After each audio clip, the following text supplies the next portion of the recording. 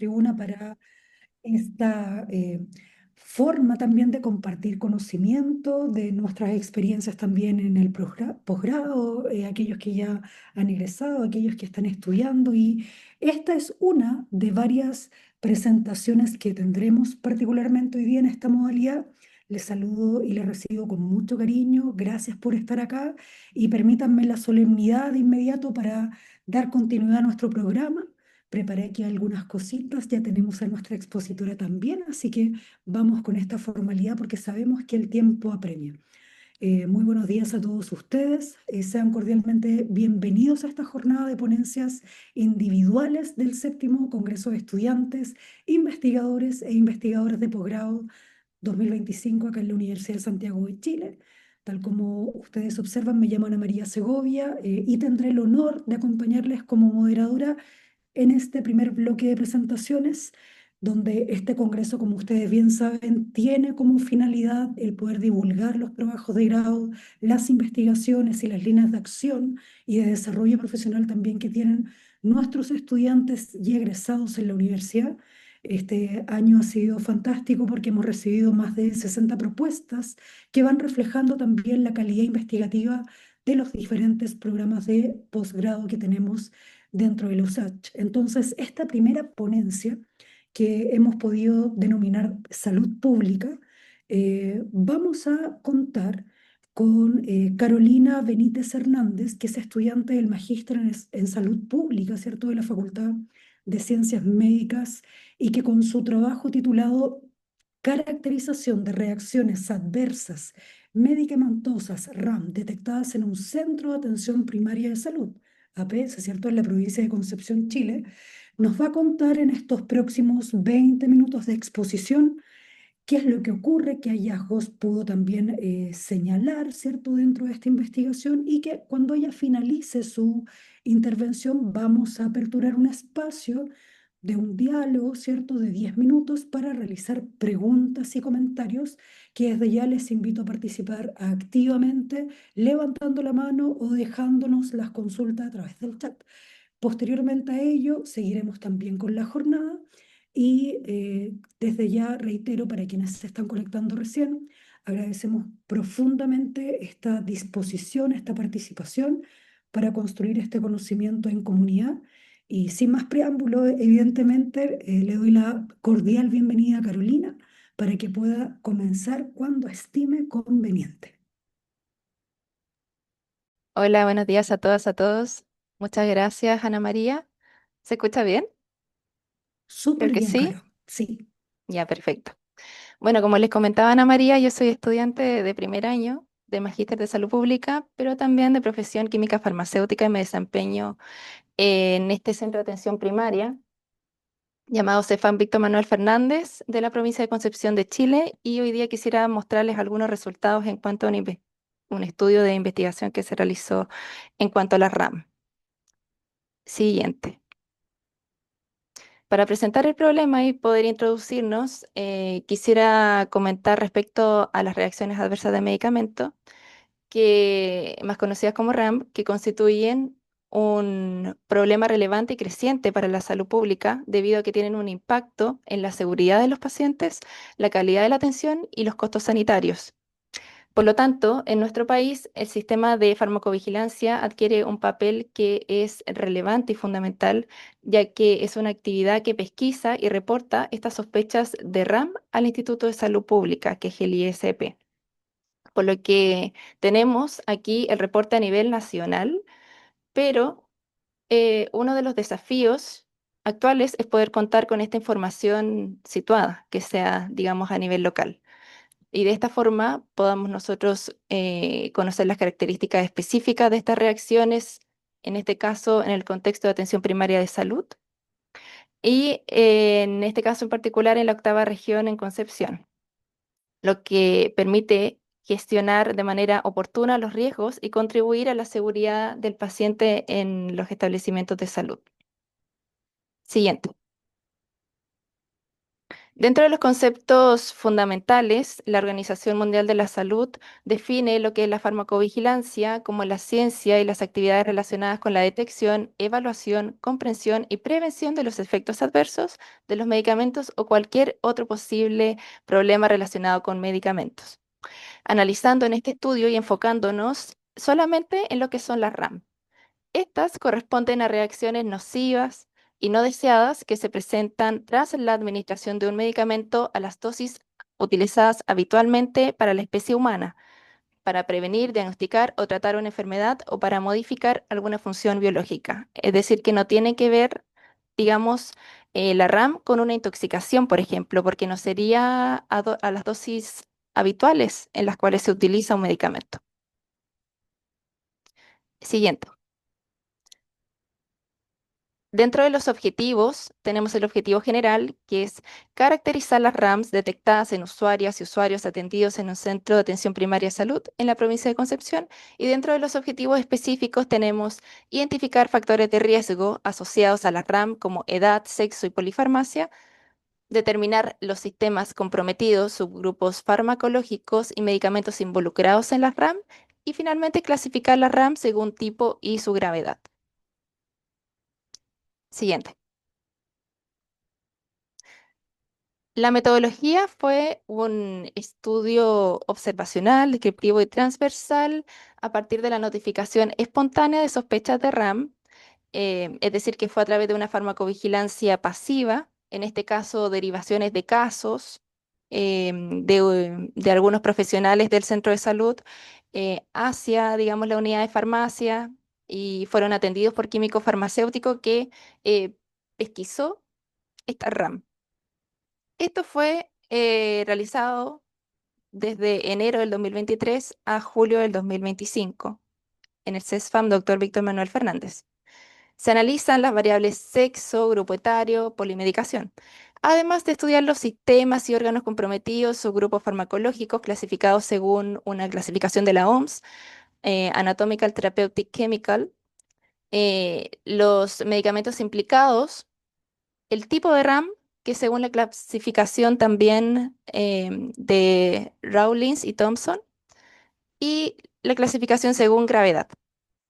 Se incluyeron en este estudio medicamentos que pertenecen al arsenal de la atención primaria de salud como aquellos que no pertenecen, ya que también hubieron algunos casos de usuarios con anticoagulantes, que si bien este medicamento no pertenece a atención primaria de salud, sí fue contemplado dentro del análisis del estudio. Siguiente. Acá quisiera presentarles algunos gráficos respecto a los resultados. En total se evaluaron 144 RAM durante un periodo de 31 meses.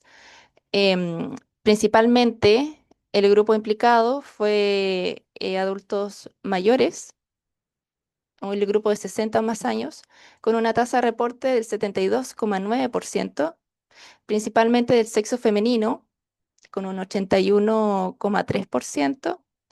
Y en la siguiente diapositiva podemos ver que también son usuarios con polimedicación, es decir, un 91,6%. La polimedicación podemos definirla como el uso de 3 o más fármacos de forma crónica. Y podemos ver que un 91,6% em, presentó RAM. Así es como, digamos, con una evidencia, con una vasta evidencia de estudios, tanto nacionales como internacionales, se ha comprobado que hay una relación directa entre mayor número de fármacos y mayor riesgo de presentar ya sea reacciones adversas RAM o interacciones farmacológicas, sobre todo si son adultos mayores con multimorbilidad, es decir, a mayor número de enfermedades le sigue un mayor número de fármacos y por lo tanto también un mayor riesgo. La siguiente. Dentro de los principales síntomas y signos corresponden al sistema digestivo y de abdomen con un 46,5% y también aquellos relacionados al sistema nervioso con un 16,7%.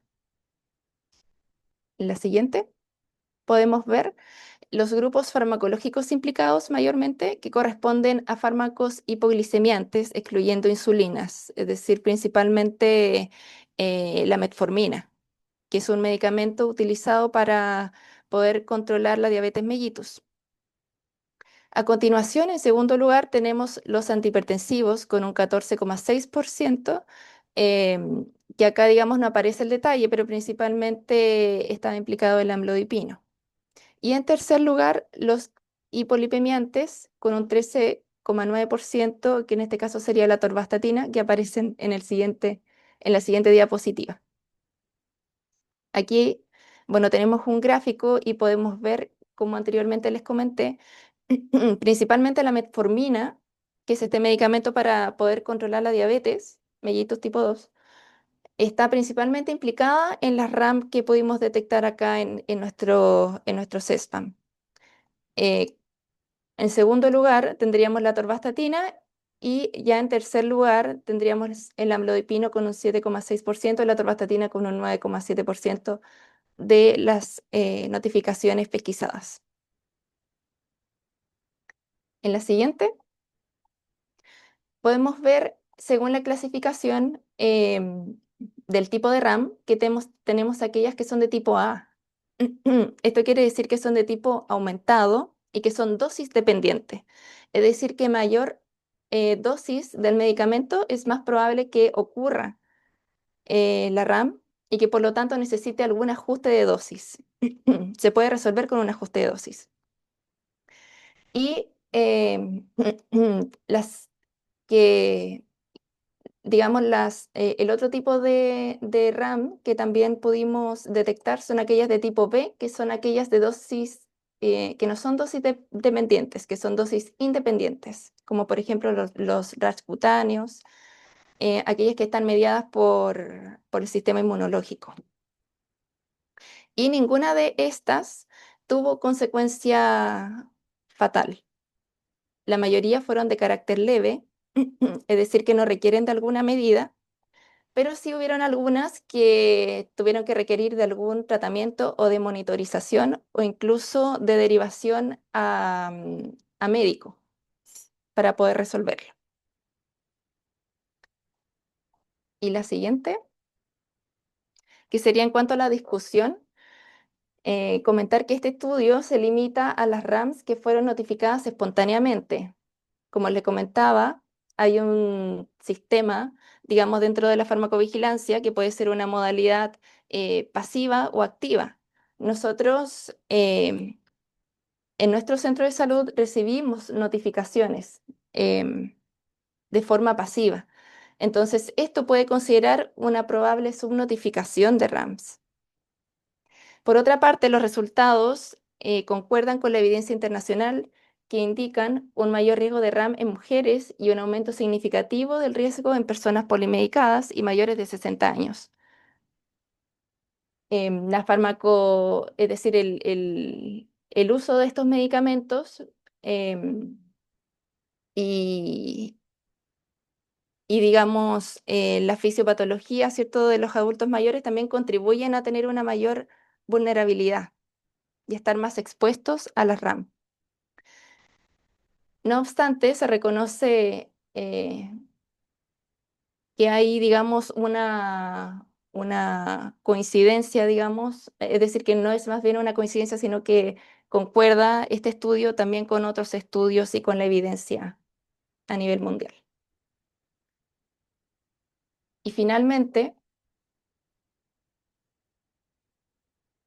para cerrar, la caracterización local de la RAM permite generar un conocimiento situado, ajustado a las realidades del entorno, lo que facilita el diseño de estrategias locales para la prevención y manejo y educación del equipo de salud.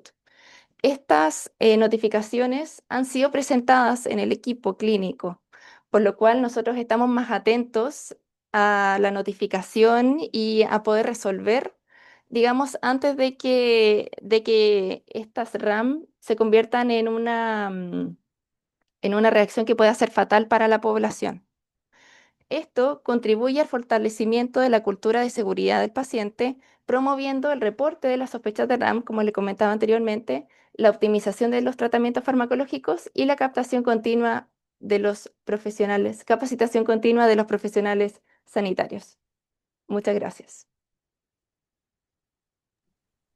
Gracias, Carolina. Y estamos viendo o veíamos las referencias también del trabajo que existía, que de pronto en estas instancias son muy valiosas porque generan también la discusión a nivel de academia, ¿cierto? De qué es lo que tú estás presentando. Entonces, frente a ello, meritorio, gracias, Carolina, por compartir valiosa y significativa investigación. Sabemos que cuando estamos en esta etapa también de posgrado, los tiempos, compatibilizar varias cosas juegan un tiempo clave y por ello yo te quiero invitar ahora a esta instancia donde nuestros participantes puedan a lo mejor realizar alguna pregunta de lo que tú señalaste o de pronto algún comentario para que iniciemos ese espacio ya que estamos como primera mesa muy bien con el tiempo. Así que ahí Maribel se prepara luego con la mesa que liderará, pero vamos súper bien a ver si alguno a través del chat o quizás levantando mano nos pueda compartir alguna apreciación, alguna idea de esta ponencia magistral que hoy día Carolina ha podido realizar. Sí, yo estoy atenta aquí al Zoom, a través del chat. Mientras esto va ocurriendo, Carolina, cuéntanos cómo te sentiste, qué te pareció esta tribuna, mientras van surgiendo algunas preguntitas. Ayúdame tú con eso, por favor. No, me parece súper buenas estas instancias como para poder mostrar todo el trabajo que hay detrás. Estoy un poco resfriada, entonces por eso también Producto de eso estoy está un ahí poco también. ronca. Aquello, sí, yo creo que ahí Pero sí, es muy valioso el espacio, como para poder mostrar lo que se está trabajando. Y en realidad esto no es parte de mi trabajo de tesis en sí, pero sí creía que era algo valioso de poder rescatar. sí, y también de generar estas comunidades de aprendizaje, de ver también qué está ocurriendo, particularmente allá en Concepción, ¿cierto? De Ujú. descentralizar a veces algunas informaciones que nos llevan a sesgos y eso podría también limitar el progreso de nuestras áreas, sobre todo esta que es científica. Entonces, a partir de ello, no sé, hemos quedado anonadados de pronto con la presentación. Genero también Quizás fue aquí mucha ya, información. claro, así como procesando el dato, procesando, pero a disposición. No sé, Maribel, de pronto alguna idea que a lo mejor quisiera reforzar, ¿qué te pareció a ti? A lo mejor así vamos generando también un poquito de conversa con quienes hoy día participaron en esta escucha activa del producto. ¿No? Tampoco, sí, pero Me hablabas anonadadísimos. a mí, disculpa, es Sí, que no me llamo Maribel, Maribel sí. por eso. Maribel, yo le cambio el nombre. ¿Ve? Esto es Verdad. televisión en vivo, Y conferencias en vivo. Carolina, felicitaciones, muy interesante tu investigación. Eh, Te quiero hacer una pregunta, si te lo vas a proyectar para tu Mm. tesis que estás, o sea, perdón, para tu magíster ahora, ¿va en proyección, va unido o...? La verdad es que totalmente aparte. Esto Ah, nació a partir de una inquietud propia, digamos, porque es un tema que es muy frecuente dentro de la atención, porque nosotros como QF también realizamos atención clínica.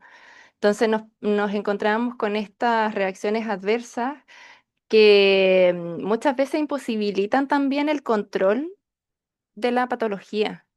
Porque, digamos, si nosotros estamos tomando un medicamento y vemos que el medicamento nos está haciendo mal o nos da, en este caso, principalmente la metformina, que era, digamos, el medicamento mayormente implicado en la RAM, los usuarios presentan dolor estomacal, muchas veces acompañados de náuseas, vómitos, entonces se hace prácticamente imposible poder adherir a la terapia de forma crónica, porque son medicamentos de uso crónico para poder controlar, en este caso, la diabetes, que es una de las patologías más prevalentes y de mayor riesgo dentro de nuestra población, a nivel, no tan solo a nivel local, sino que a nivel nacional.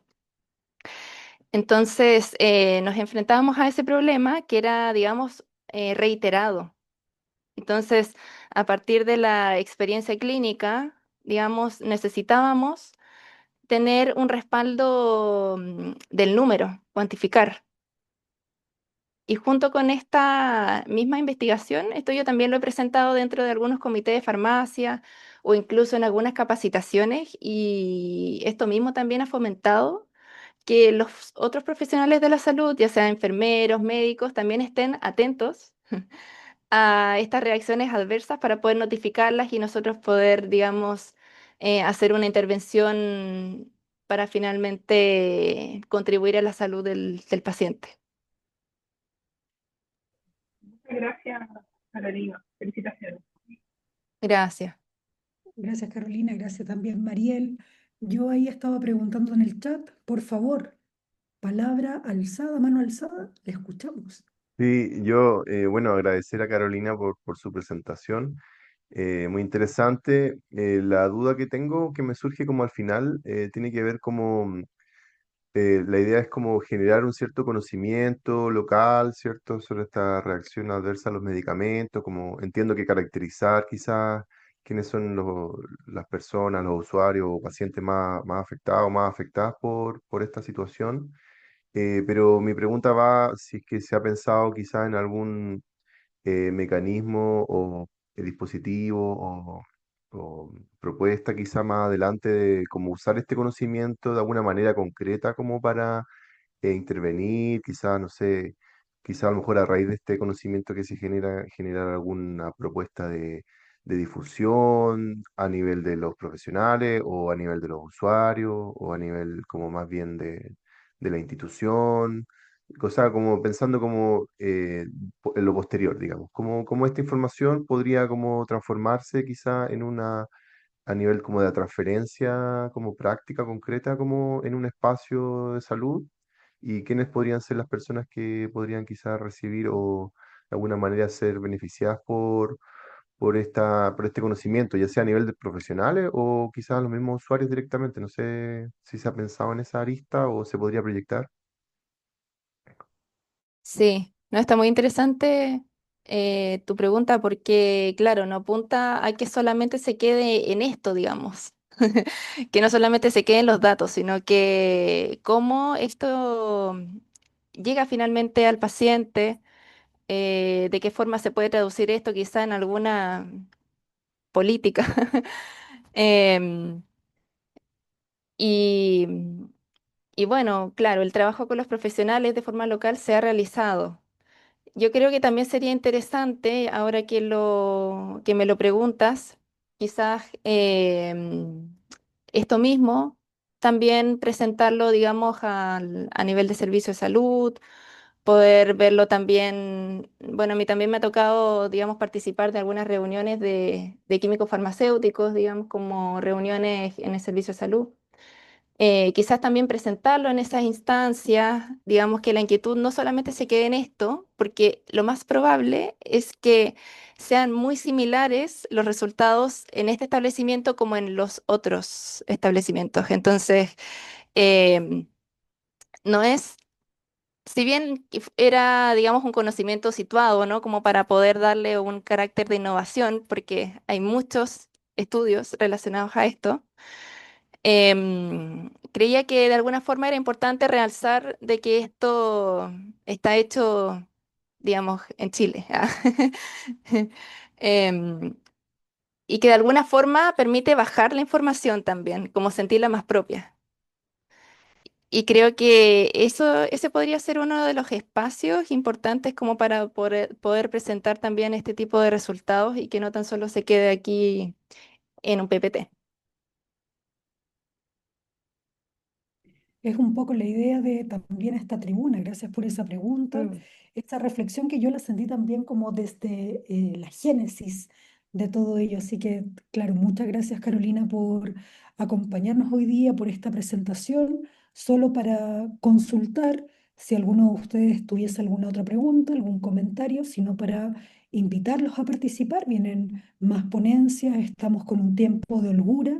Esto originalmente podría finalizar a las 12, pero pareciese que hoy día estuvimos un poquito más precisos con aquello. Fuimos la primera presentación de varias más que vienen, así que veo por ahí también a John, veo a Jonathan, a nuestros invitados hoy día, a Lynn, gracias por estar aquí, a Andrea, a Arturo, a Enzo, a Gustavo, también veo a Ricardo, a Jonathan, a Mariel, ¿cierto? A Orlando, a Miguel, a Víctor, a Agnes. Qué valiosa esta tribuna.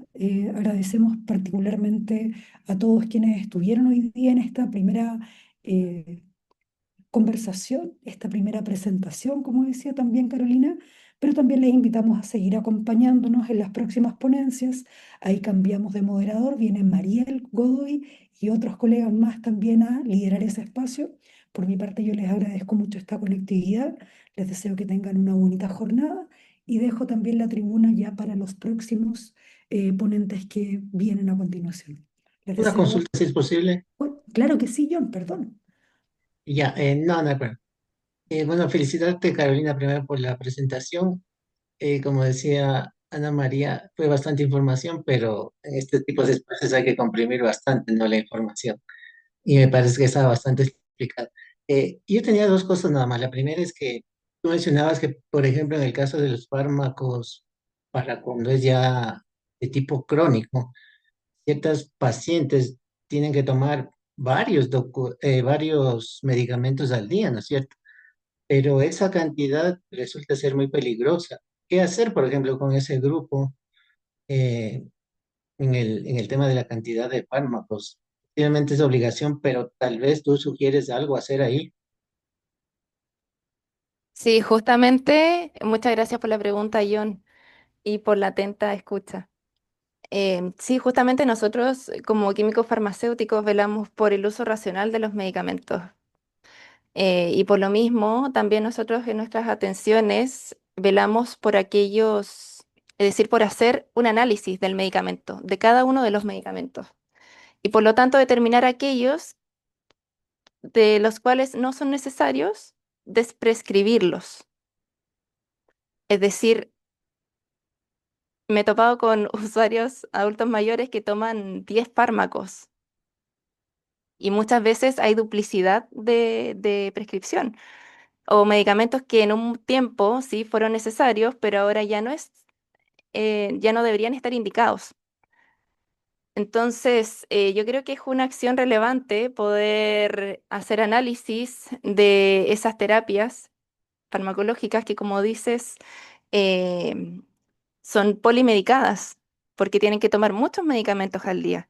Medicamentos para la presión, medicamentos para la artrosis, medicamentos, no sé, inhaladores para el EPOC. Entonces, suma y sigue.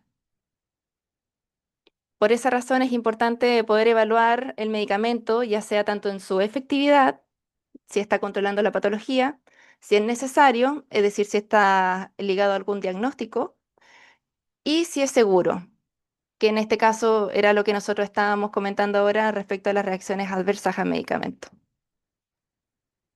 Exacto, sí, gracias, Carolina. Sí, justamente a eso iba la segunda por el tema de las reacciones adversas, ¿no es cierto? Porque Mm. quién sabe, pues, tendría que tomar tal vez más o dejar de tomar algunos, pero eso a la larga le va a perjudicar a otra parte del organismo, ¿no es cierto? Y hace un momento mencionaste tú, por ejemplo, el caso de la metformina para el tema de la diabetes. Ujú. Realmente, un poco como un comentario nada más y tal vez siempre uno trata o todos tratamos de que no llegar al tema de los fármacos, ¿no es cierto? Porque ya llegar, por ejemplo, al tema de la metformina, quiere decir que de atrás, toda la vida que tuvo el paciente, tal vez no tuvo buenos hábitos alimenticios, por varias cosas. Y caer ya en el tema de fármacos no estaría bien, ¿no? Entonces un poco va la, digamos, tal vez la sugerencia en que alimentarnos de mejor manera, creo yo.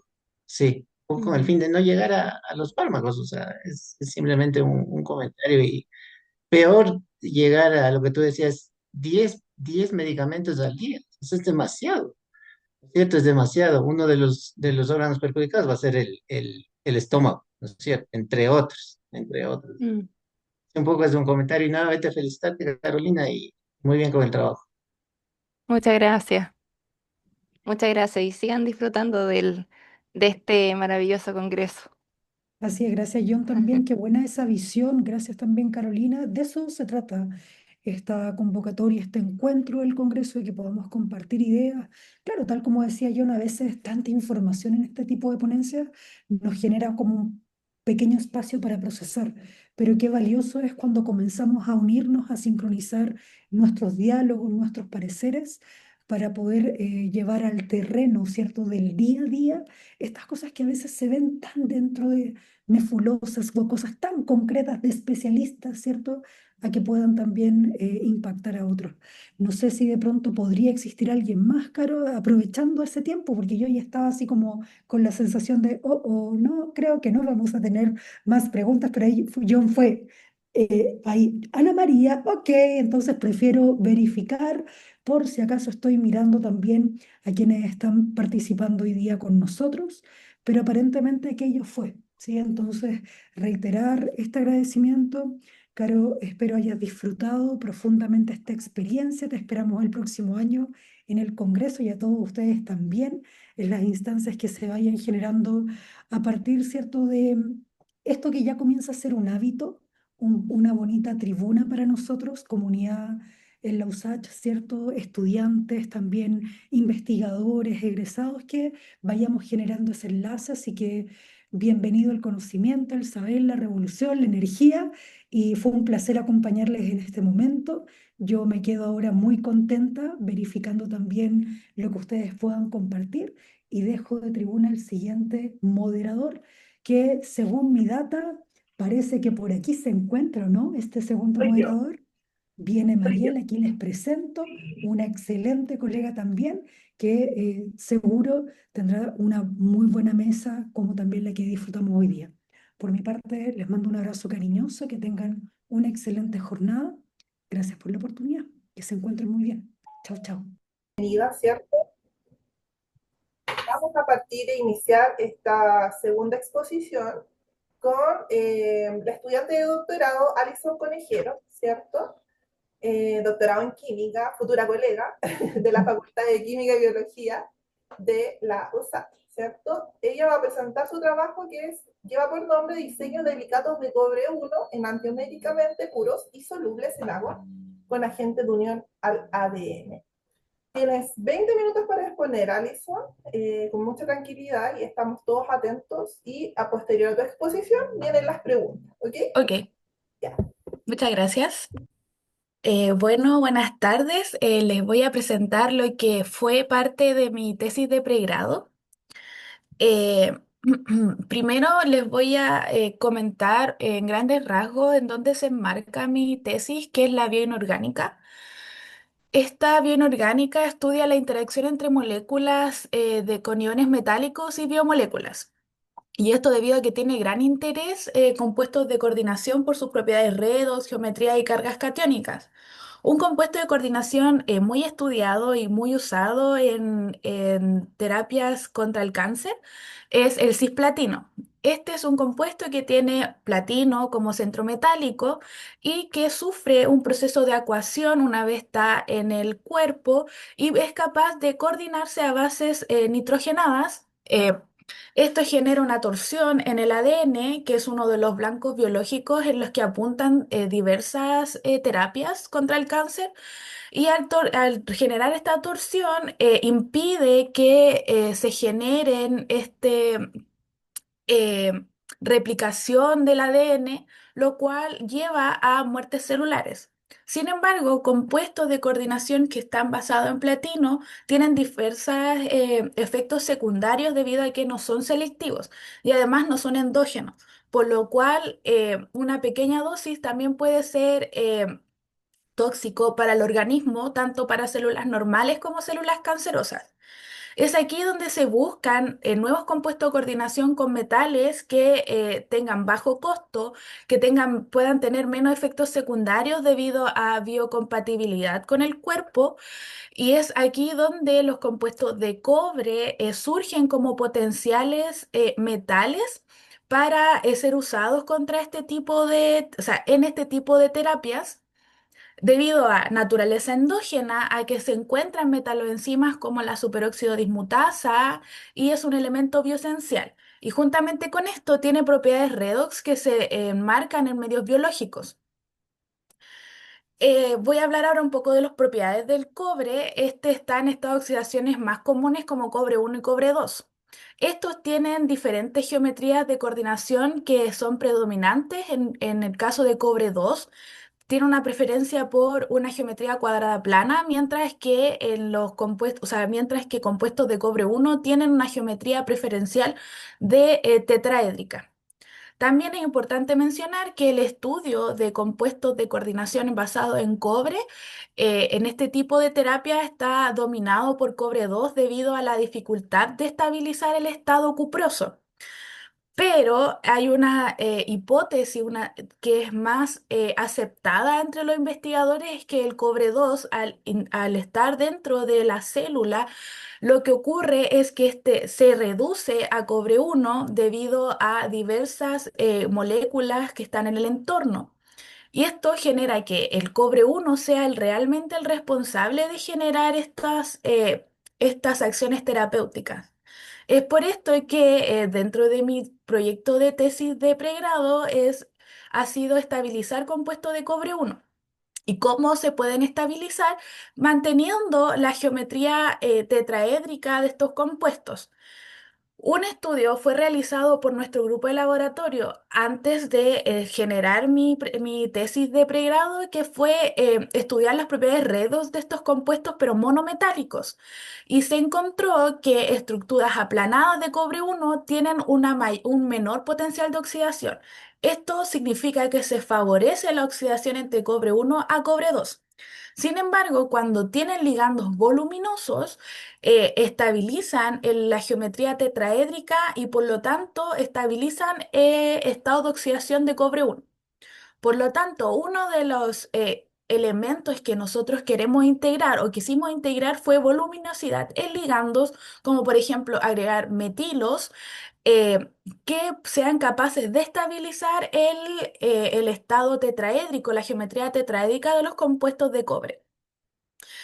Además que para generar también este tipo de selectividad que uno está buscando es que existen unos compuestos llamados helicatos. Estos compuestos son sistemas autoensamblados que están constituidos por más de un ligando coordinados a dos o más centros metálicos y esto genera un eje helicoidal. En principio, los helicatos, como mencioné anteriormente, son intrínsecamente quirales, además que tienen similitud estructural con el ADN y también el diseño de estos helicatos viene por estructuras biológicas que son capaces de interactuar con el ADN como los dedos de zinc y las alfa hélices. La diferencia entre, por ejemplo, acá el M-helicato y el P-helicato es netamente el sentido de giro que tienen las hebras en torno al centro metálico, siendo el M-helicato teniendo un sentido de giro hacia la izquierda, mientras que el P-helicato tiene un sentido de giro hacia la derecha, y es importante mencionar que el P-helicato tiene el mismo sentido de giro que presenta el ADN, que en mi caso de la tesis de pregrado es un blanco biológico importante. Debido a que los helicatos presentan este sentido de giro intrínsecamente y que además el ADN también presenta este sentido de giro, es que diversos investigadores se han centrado en estudiar la presencia de enantioselectividad. Esto quiere decir que un tipo de helicato interactúe de mejor manera con el ADN al otro helicato. Por ejemplo, Malina y colaboradores sintetizaron helicatos de hierro y estudiaron su interacción mediante por AFM y encontraron que en el caso del M-helicato, cuando este es incubado con el ADN, generan condensaciones. Esto tan solo a 1,25 micromolar del M-helicato. Esto quiere decir que tiene sentido de giro hacia la izquierda. Mientras que para el P-helicato, cuando este está incubado con el ADN, no genera este tipo de interacción fuerte con el ADN, tiene pocos centros en el que está condensado. Esto aun cuando el pelicato tiene una concentración de 2,5 micromolar. Esto quiere decir que a mayor concentración, aún así no tiene la misma interacción con el ADN. Esto es importante debido a que esta quiralidad nos está dando un tipo de selectividad con el ADN. Y otra cosa que es importante mencionar es que Malina, cuando realizó esta síntesis de helicato, le dio una mezcla racémica y que tuvieron que separar mediante columnas cromatográficas. Es por esto que otros investigadores, como por ejemplo Song y su grupo de investigación, decidieron estudiar el control estereoquímico agregando un componente quiral al ligando. Este componente quiral le va a dar una quiralidad intrínseca, le va a entregar quiralidad al ligando, lo cual va a favorecer un tipo de giro en el helicato. Como por ejemplo, este ligando que es 2LA, que tiene un componente quiral, le otorga un sentido de giro hacia la izquierda al helicato de zinc. Mientras que el ligando L3A, que también tiene un componente quiral dentro de su ligando, le otorga un sentido de giro hacia la derecha, o sea, un P helicato.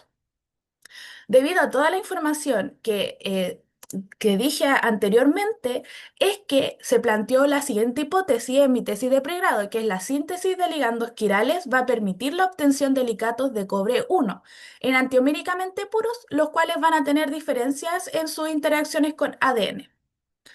Entonces se realizó la síntesis y la caracterización de un par de ligandos, en este caso denominados como LRR y LSS, dependiendo la quiralidad, y se sintetizó haciendo con los reactivos en dos moles de clorometilfenantrolina, que es este de acá, con un mol del precursor 2R3R o 2S3S butanodiol, en las condiciones mostradas en la imagen. Dependiendo del centro quiral es que se obtiene el ligando LRR y o LSS.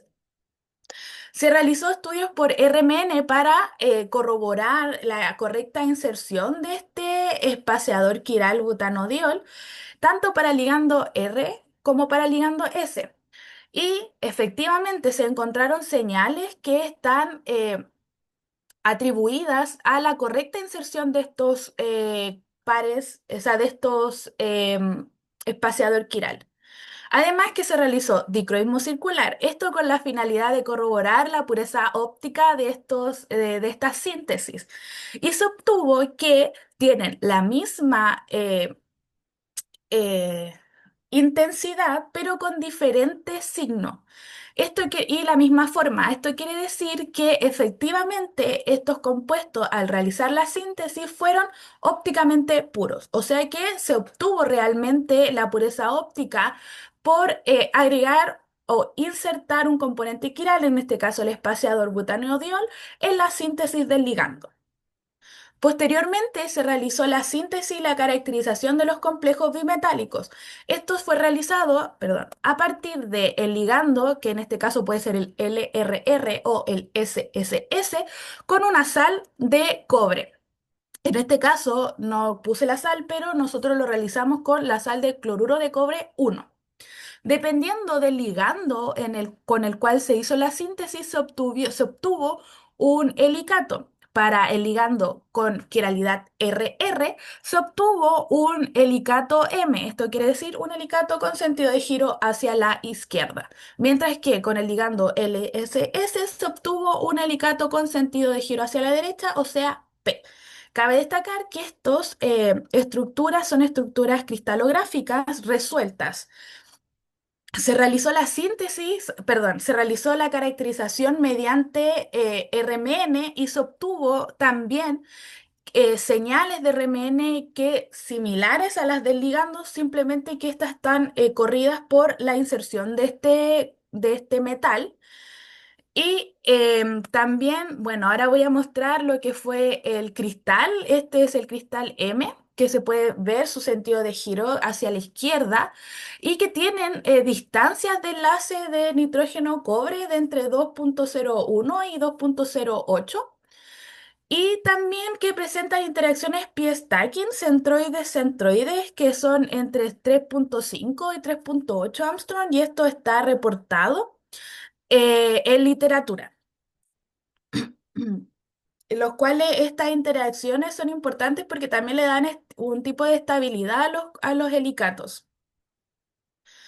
También se le hizo dicroismo circular para corroborar su pureza óptica y se obtuvo también los mismos patrones de señales, pero con signos contrarios. En este caso se observan las transiciones que son respecto a los ligandos, mientras que en la figura B se observan las transferencias de carga metal-ligando que tienen los compuestos y en punteado se observa en V visible lo que es su electrónica. Entonces también se corrobora la pureza óptica de estos compuestos. Esto quiere decir que con la síntesis de los ligandos quiralmente puros se obtuvieron helicatos quiralmente puros, sin necesidad de realizar un tipo de purificación para separar quiralidades. También estudiamos la estabilidad en agua y metanol, en agua particularmente por UV visible, mientras que en metanol fue por RMN, que es resonancia magnética. Y en el caso de UV visible se obtiene que incluso a 310 minutos no hay una variación de las bandas, lo cual da cuenta de la estabilidad en agua, y en RMN se observa que a 96 horas tampoco se observa ni un desplazamiento en las bandas, o sea, en las señales, ni una disminución de la intensidad de estas. Esto da cuenta entonces de la estabilidad que presentan estos compuestos, importante en agua porque era algo que no se había logrado anteriormente, sino que la oxidación espontánea de estos compuestos no permitía la correcta estudio posterior en terapias. Debido a ya esta estabilidad de todas las caracterizaciones que se realizaron anteriormente, es que se realizaron estudios mediante electroforesis en gel de agarosa con ADN plasmidial PBR 322, perdón, y en ausencia de un agente oxidante como lo es el peróxido de hidrógeno. Acá se ven las primeras diferencias, ya que en el caso del P-helicato, me cabe destacar que en el carril 1 se encuentra un ADN control de ADN superenrollado, y en el 8, que aquí se me corrió, lo siento, está el control de ADN lineal. En el electroforesis lo que ocurre es que uno puede separar según el poro, por tamaños el ADN. Entonces se observa que en el carril ya 7, que es a 30 micromolar, en el helicato M se observan aún señales que son de ADN, mientras que ya en P helicato a 30 micromolar, incluso ya a 20 micromolar, se observa una desaparición ya de estas bandas asociadas a ADN. Al agregar peróxido de hidrógeno, también se observa una mayor interacción con ADN, pero ya del compuesto del M-helicato, en donde a 30 micromolar aún se encuentran señales o bandas características de ADN, mientras que en el M-helicato ya se observa la degradación completa de estos compuestos. Esto también da cuenta de, si bien no hay una antiselectividad con el ADN, claramente podemos observar sí que existe algún grado de selectividad. Se estudió también la afinidad del ADN helicato, esto mediante thermal melting, que es la fusión, y desnaturalización térmica. Entonces, la banda o la línea en gris es el blanco, esto quiere decir ADN sin estar con presencia de ninguno de los helicatos. Y también se observan las líneas o el espectro que tiene que ver con los compuestos ya con el ADN. Y aquí se observa un desplazamiento en las temperaturas. Esto quiere decir que ambos helicatos estabilizan la estructura del ADN. En este caso se usó el CALF-TIMUS. Y se registraron entonces que efectivamente estos helicatos tienen una afinidad por el ADN. Sin embargo, no tiene una diferencia en la interacción con el ADN porque tienen el misma temperatura de fusión en ambos.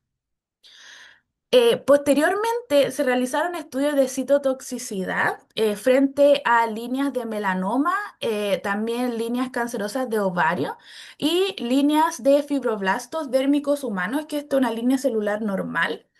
y se absorbieron perdón, se calcularon y se obtuvieron los IC50 y destacó en este caso el SKOB3 que tiene que ver con el ovario, que es resistente al platino, un menor IC50 en el M-helicato, este quiere decir que tiene un sentido de giro hacia la izquierda, y un índice de selectividad mayor. Este índice de selectividad tiene que ver con la división entre el IC50 del compuesto, o sea, de la célula normal respecto a la célula cancerosa. Esto da cuenta de la selectividad de ataque o de em, una interacción de manera drástica entre el fibroblasto respecto al de canceroso. Esto quiere decir que hay selectividad entre la célula normal y la célula cancerosa. Esto a pesar de que en la electroforesis este compuesto que era el M, en ausencia de este peróxido de hidrógeno, no tenía la misma interacción o era una interacción más débil con el ADN respecto a su enantiómero. Entonces, llegamos a las siguientes conclusiones, que realmente a partir de la síntesis de un ligando que tiene un componente quiral, se obtiene enantioméricamente puro un helicato con sentido de giro hacia la izquierda y un helicato con sentido de giro hacia la derecha respecto y dependiendo de la quiralidad del ligando. Estos fueron caracterizados mediante RMN 1D2D, cristalografía, perdón, sí, cristalografía de rayos X, espectrometría de masas, dicroismo circular y espectroscopía de UV visible. Y además que la interacción con ADN fue baja en ambos casos, en ausencia de hidróxido de hidrógeno, pero a altas concentraciones presenta una mayor interacción el que tiene el mismo sentido de giro hacia que el ADN. Y en presencia de peróxido aumenta la interacción aún del pelicato y posteriormente, cuando se hicieron las interacciones o los estudios en citotoxicidad, se encontró que el M-helicato tenía el mayor índice de diferencia entre el daño hacia una célula normal y el daño hacia una célula cancerosa. Estos son mis agradecimientos al Fondesit regular y al Fondesit postdoctorado de mis tutores de pregrado que hicieron posible mi tesis de pregrado. Muchas gracias por su atención.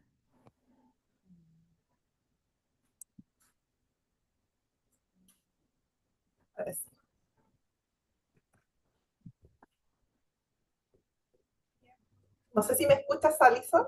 Sí, ahora escucho. ¿Me escuchas? Sí, ¿Sabes que no te puedo escuchar? ¿no? No, ¿Pero se ahora escuchó mi presentación? súper bien. Ah, Súper ya. bien, felicitaciones, Alison. Muchas Justo iba gracias. a decirte que estábamos bien de tiempo. Excelente tu presentación. Esto, por lo que se entiende, ¿cierto? Es de tu tesis de pregrado, ¿cierto? Claro. Así que esta es la instancia ahora de preguntas del público. Si alguien tiene alguna pregunta para Alison respecto a su presentación, voy a estar aquí atenta al chat. En general, Alison, súper novedosa la presentación. Yo no sé, acá creo que no estoy segura si es John Gustavo, quien habló. Gustavo está levantando la Ah, mano. Gustavo, sí, Gustavo. Hola, hola. Gustavo, tiene la palabra. Vale, muchas gracias. ¿Se me escucha bien? Que estoy al aire libre, Sí, entonces no sé. ¿Sí? ¿Se escucha bien? Sí. sí se escucha bien. Ah, ya. Bueno, primero que nada, Alison, felicitarte por la presentación. Muy buena, sí, muy buen trabajo, bien completo. De hecho, las preguntas que se me ocurrían en el momento las respondí hacia al momento siguiente, entonces muy, muy, muy completo. Quería consultarte acerca de los ligandos, si puedes volver a la diapositiva, cuando muestra el efecto de distintos ligandos en el cobre. Ah, ok.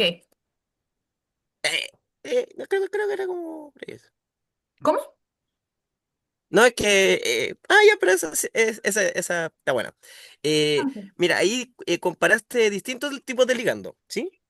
Claro, que acá hice De... la síntesis de dos ligandos.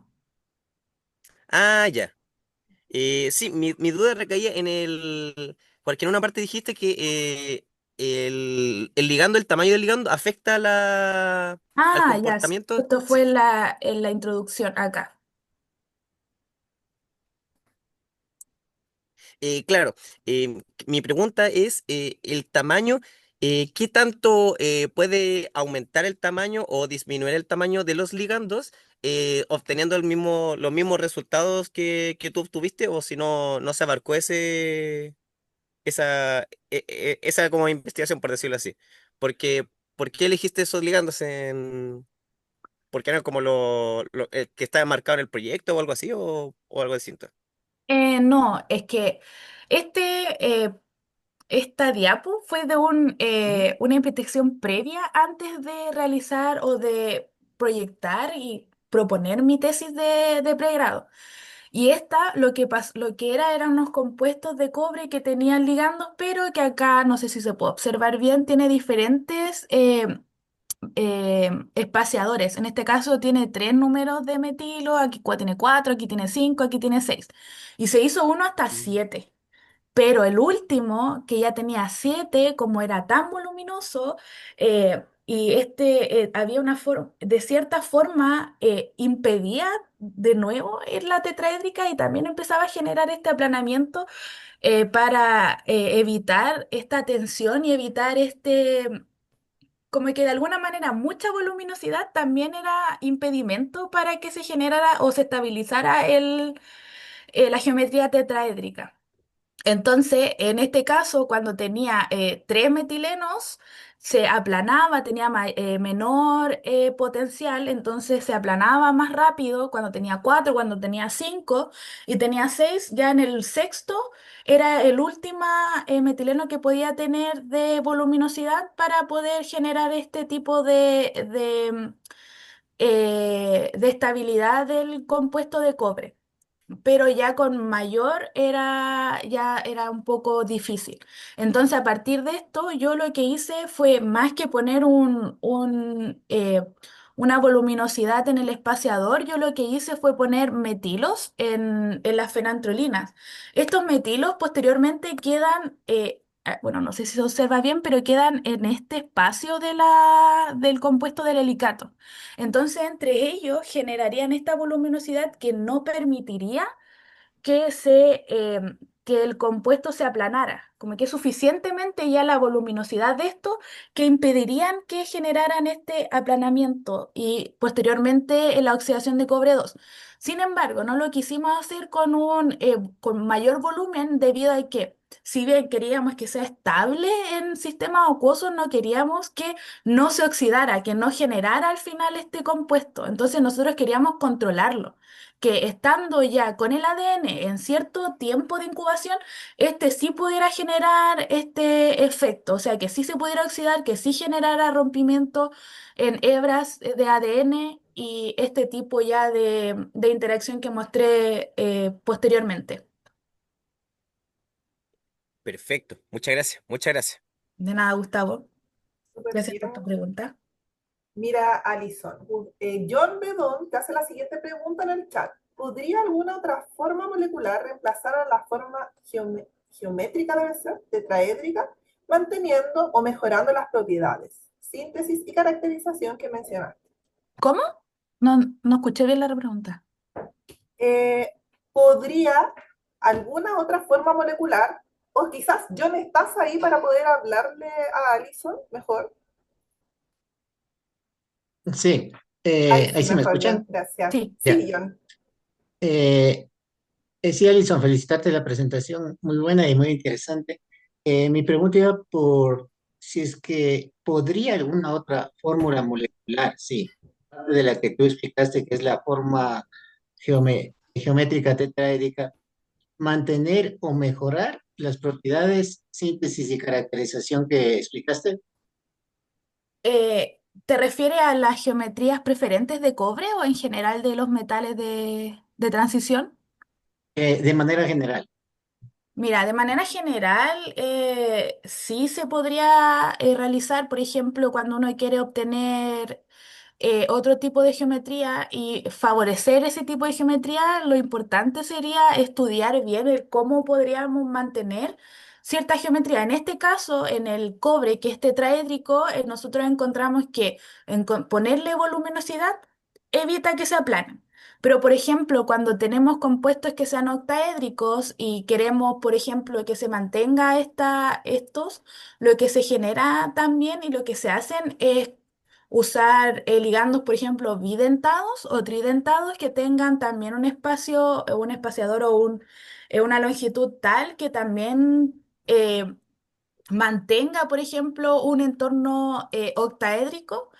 eh, que sea más estable quizás que con un ligando solo. Entonces, si bien no solo del tetraédrico, también se podrían hacer estudios para los otros tipos de geometrías. En este caso, yo, como estoy trabajando con cobre y en especialmente cobre uno, nosotros lo que quisimos fue centrarnos en tetraédrico, en cobre uno, en cómo este metal se va a favorecer en este tipo de interacciones y en esta oxidación. Pero claro, uno puede generar distintos tipos de ligando estudios para mantener ciertas geometrías, para mantener ciertas propiedades electrónicas de los metales o de ciertas moléculas, etcétera. Y es bien interesante, de hecho hay ramas de la inorgánica que se centran y que estudian este tipo de comportamientos y Es decir que, electrónicas y todo. ya, es decir que como tú mencionas, la octaédrica sería tal vez la más sugerible, tal vez, o recomendable a utilizar. Es que va a depender del metal, porque por ejemplo el de cobre uno el octaédrico Ah, ok, no es una geometría preferente, pero en ya, hierro 2 por ejemplo, sí uno opta, o sea, la geometría que más preferente tiene es el de octaédrica. Entonces va a depender mucho del metal en el que tú ya. quieras trabajar, la geometría en Ok, la que tú quisieras mantener o va a presentar tu compuesto. está bien, muchas gracias. Súper. De nada. Excelente, Alison. ¿Alguien más que tenga alguna pregunta que quiera hacerle a Alison respecto a su trabajo? Bueno, si no, yo, Alison, tengo una pregunta. O sea, no sé, más bien una pregunta, quizás yo quedé con una duda porque no me manejo mucho en ese tema, pero en la diapositiva 17, si puedes ir, solo para salir de la duda, Alison. Ya, acá tú hablaste que el IC 50 es bajo, ¿cierto? Que lo Ujú. tienes ahí en la diapositiva. Pero Sí. porque me faltó, porque como está relacionado con la citotoxicidad, me faltó como, yo lo asumí, de que si es bajo es bueno, ¿cierto? Sí. ¿Sí? Y porque además hablaste de que había un... Ay, ¿cuál era la palabra? No me entendí la letra. Pero que era mejor si era bajo porque además se conectaba bien el ADN con el pelicato en este caso, ¿cierto? No, en este caso era el M-licato. El que yo Helicato, ya. expliqué era sí, por el índice de selectividad que se Ujú. presentaba, porque el índice de selectividad, en este caso, más que el M-licato y el pelicato, lo que se compara son con células normales y células cancerosas.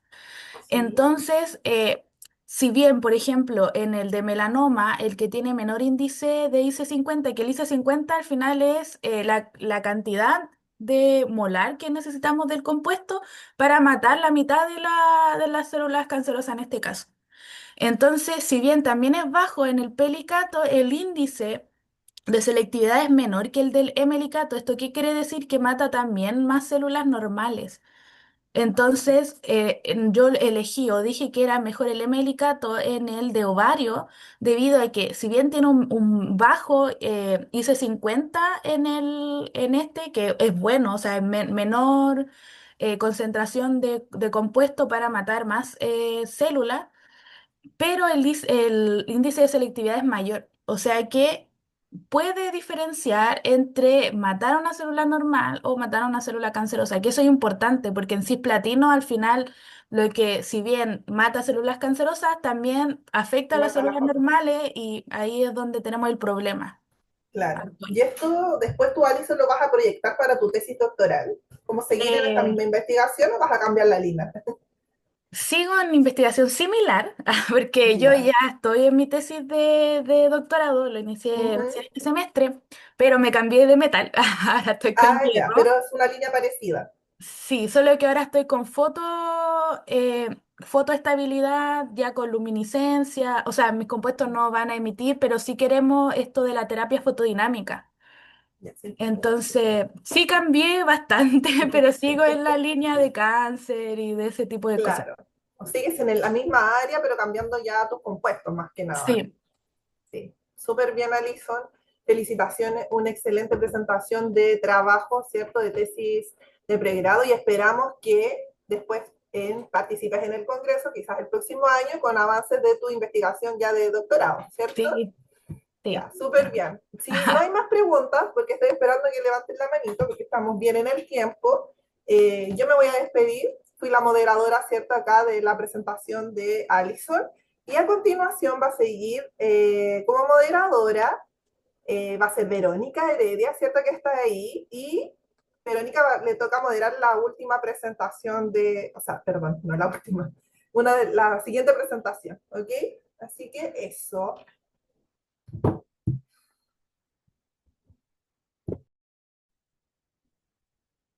¿Ahí me escuchan? ¿Me escuchan bien? Sí, cambios de mando, Verónica. Ok, ¿les parece si damos inicio a la otra ya?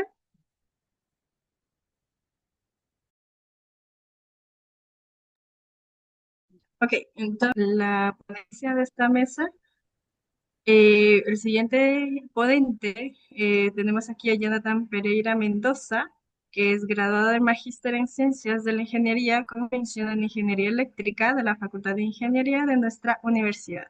Nos va a presentar el tema titulado Mitigación de multicamino en sistemas GNSS utilizando receptores definidos por software. A continuación, Jonathan, te paso la palabra, tienes 20 minutos. Adelante. Bueno, primero, buenas tardes a todos. Muchas gracias al comité que organizó esto, que nos permite mostrar las investigaciones antes de que podamos, que estamos trabajando en ellas.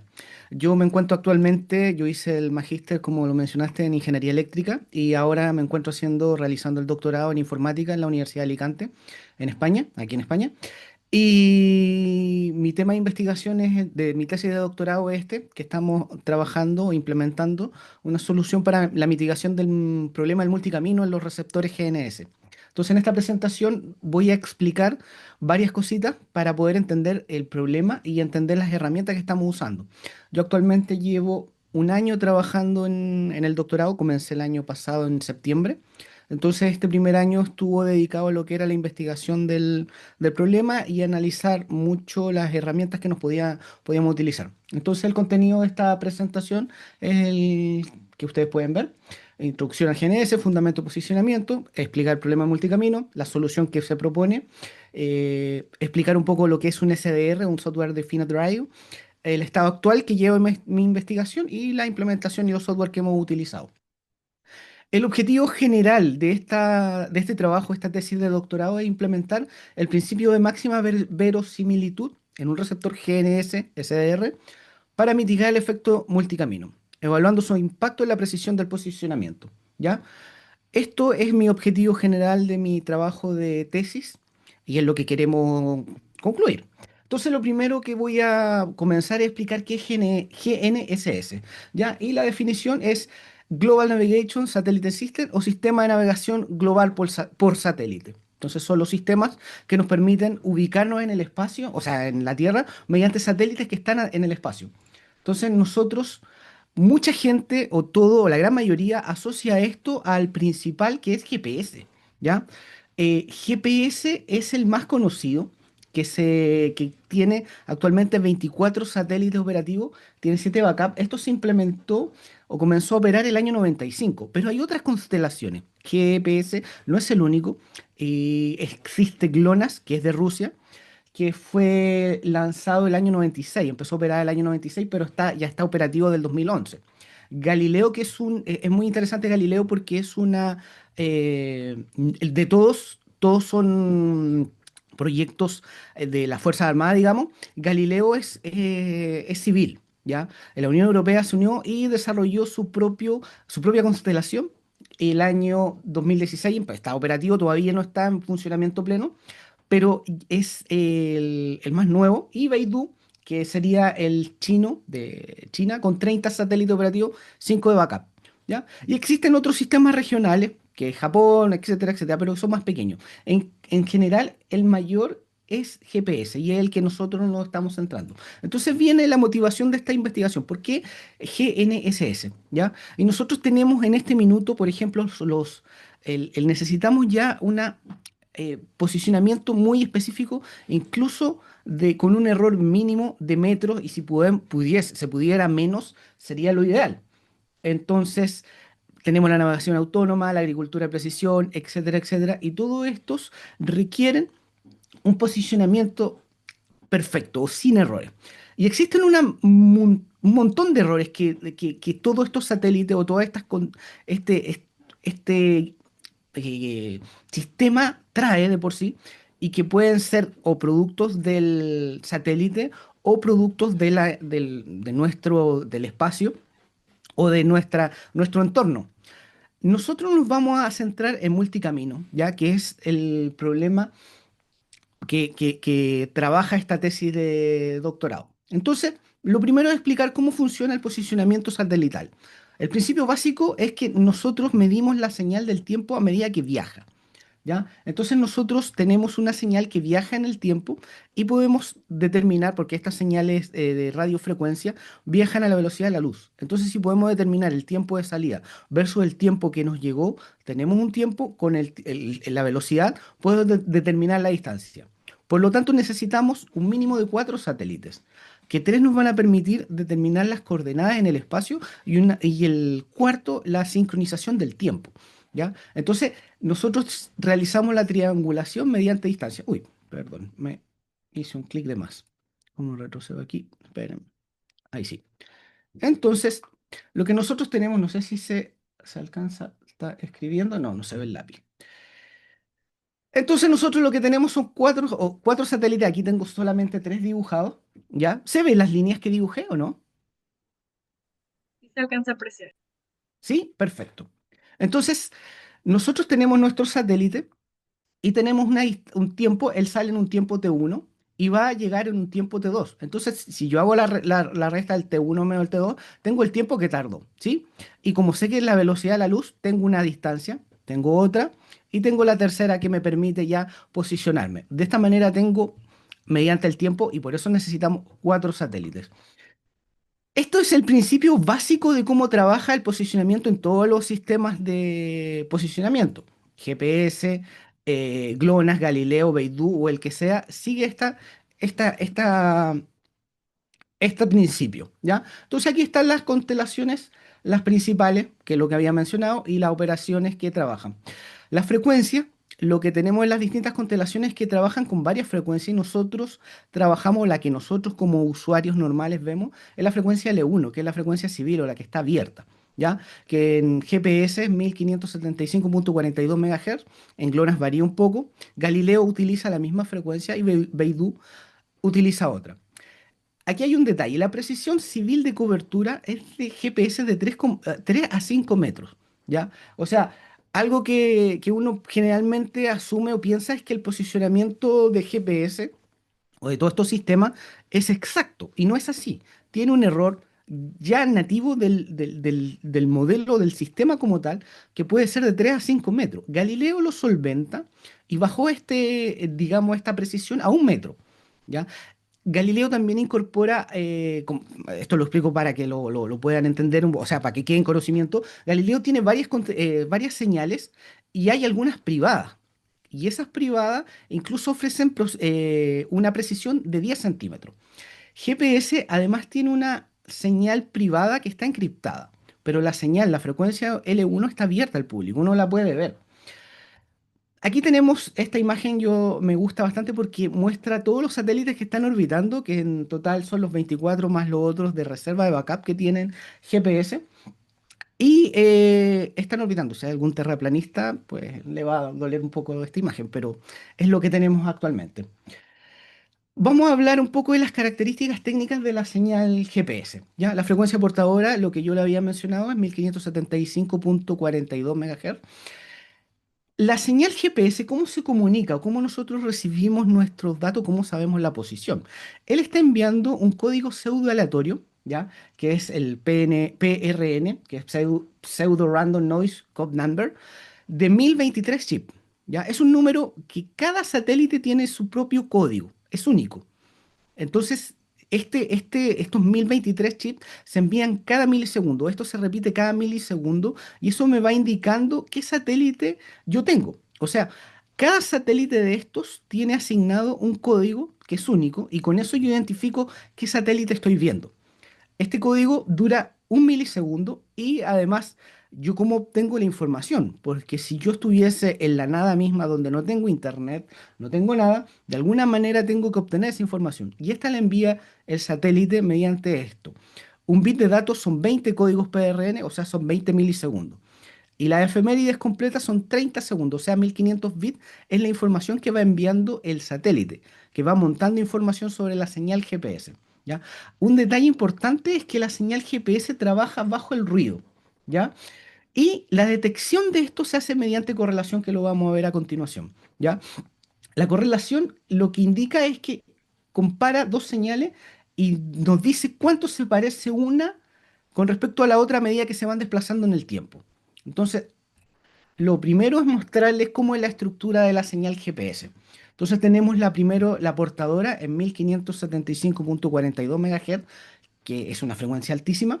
Luego yo monto los códigos PR. No, esto no está a escala, por favor, no está a escala, donde yo tengo que todo esto, o sea, tengo la piedra, ahí sí. Tengo, esto va para allá, o sea, estos son 1023 cada milisegundo, ¿ya? O sea, aquí tengo 20 milisegundos y por cada milisegundo tengo 1023, 0, menos uno o uno. Esto es menos uno y esto es un uno. Entonces esto se repite cada milisegundo, o sea, una cantidad impresionante de datos, y voy enviando sobre ellos la señal de información, y luego es la señal, esto está modulado en una señal BPSK, Binary Phase Shift Key, y es lo que nosotros recibimos en nuestro receptor, que es lo que nos llega. ¿Ya? Entonces, esta es la señal GPS que manda el satélite. Entonces, ¿cómo yo detecto, cómo yo determino qué satélite está? Mediante el código PRN, que es único para cada satélite, ¿ya? Y de esta forma yo determino primero qué satélite viene. Ahora bien, ¿cómo determino? Necesito obtener el tiempo que tardó la señal desde el espacio hasta mi receptor. Y eso lo hacen mediante el proceso de correlación.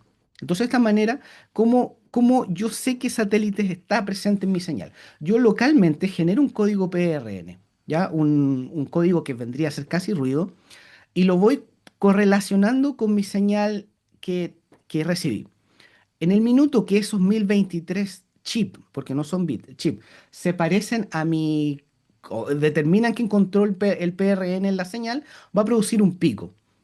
Y eso determina el tiempo de llegada. Entonces voy a tener un pico de correlación claro y único, y eso nos determina el tiempo exacto. Y de esa forma yo puedo posicionarme. Para que quede más claro, voy a mostrar un ejemplo, que esta es una señal, el gráfico superior, es una señal que yo generé, que es simulada, pero es más o menos lo que vendría a salir, que de los satélites 1, 4, 16 y 23 yo los generé a distinto tiempo y los sumé. Y después le sumé ruido, que para la gente es bastante ruido, 8 dB de ruido. Esto es técnicamente lo que yo recibo en mi receptor. Ahora viene la correlación. Y aquí yo tengo la correlación, que es lo que me ayuda a mí a determinar.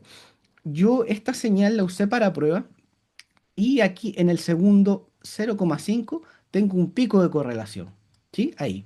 Después tengo acá al 1,5, un milisegundo después tengo el siguiente pico. A los 2,5. De esta manera yo, obviamente esto es en condiciones ideales. lo que sucede es que también tengo mis otros satélites. Aquí tengo el satélite, el rojo, el uno, y que si se dan cuenta está al mismo tiempo, ¿ya? Y ahí está al mismo tiempo. Y de esta manera yo voy encontrando en todo el ruido mi señal. O sea, el GPS, para la gente que no lo sepa, trabaja en el ruido, o sea, bajo el ruido, ¿ya? Si yo hago un zoom de este gráfico, lo que tengo aquí es mi señal, mi correlación. Y si se dan cuenta, es un pico perfecto en 0,5. ¿Por qué? Porque yo no tengo ningún tipo de error. Nada, esto es perfecto. Esto no existe en la vida real. Ya era solamente para mostrar cómo funciona el GPS.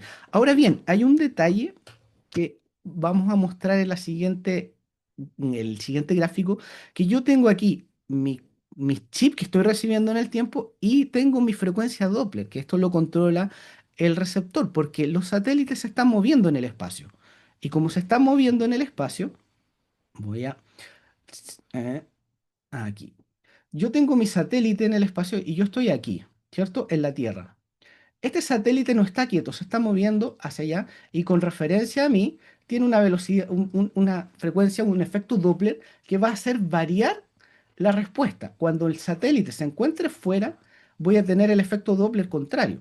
Entonces, además de correlacionar yo en el tiempo, tengo que variar la frecuencia. Esto lo hace el receptor, ¿ya? Y aquí yo tengo el pico que me detectó en todo este ruido la señal perfecta. Eso es algo interesante del GPS que trabaja bajo el ruido, ¿sí? Entonces ahora, ya que expliqué un poco cómo funciona el GPS, la idea es explicar de dónde viene el problema del multicamino. Y el multicamino llega porque, como el nombre lo dice, llega, la señal me llegó por múltiples trayectorias, por muchos lados. En este caso yo tengo la señal directa, que es la negra en la figura.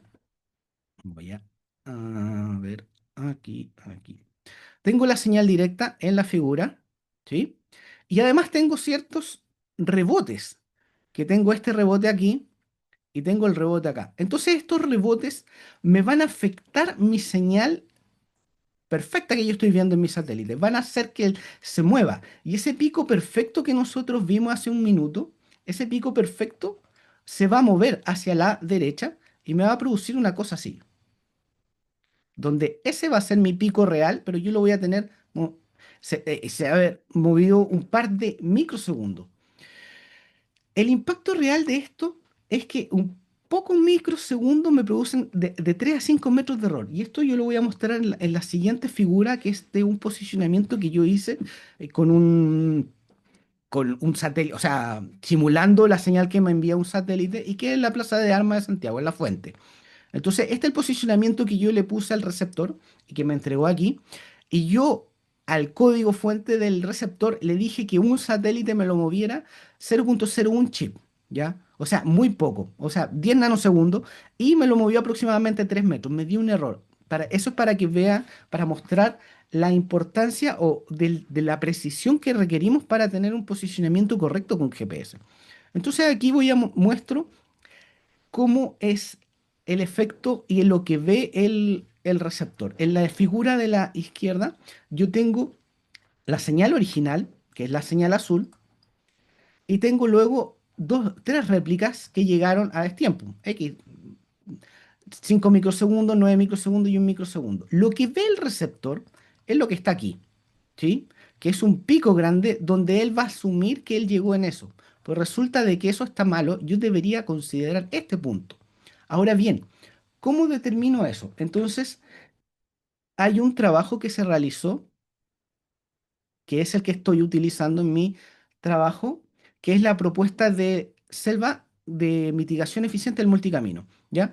Y que lo que permite es estimar de forma conjunta las réplicas directas y multicamino a partir de la correlación y tratar de eliminarla a esta a través del modelo de principio de máxima verosimilitud, o sea, buscar qué tan parecido es la correlación que tengo con lo que yo estimo que puede ser, en otras palabras. Esto fue una tesis de doctorado y la idea es realizar la implementación de esta tesis en un receptor. Entonces, esta es la parte matemática que voy a agregar. Tengo el modelo básico de la señal, donde nosotros recibimos nuestro I, que va a ser igual a una S de tau multiplicado por una matriz A, ¿ya? Donde el I es la muestra de lo que nosotros vimos, ¿ya? Y tenemos la matriz SDT, que es la matriz que supuestamente hizo la suma para generar esta matriz, y además con distintas amplitudes, ¿ya? Porque son amplitudes que van a hacer que esta matriz se mueva. Y el N es nuestro el ruido que vamos a tener presente en nuestra señal. Este es el modelo básico de la señal que uno recibe. Si yo hago la correlación de la señal, tengo exactamente el mismo modelo, pero de la correlación, de los datos de la correlación. Entonces, donde está el pico adquirido y el ruido que se sumó, ¿ya? Entonces, en vez de tener la señal, porque recordemos que son 1023 datos cada milisegundo, o sea, es mucha información por cada satélite, cuando yo hago la correlación y obtengo el pico, dependiendo de la frecuencia de muestreo, esto lo puedo reducir a 20 muestras, 15 muestras, o sea, es mucho lo que se reduce los cálculos.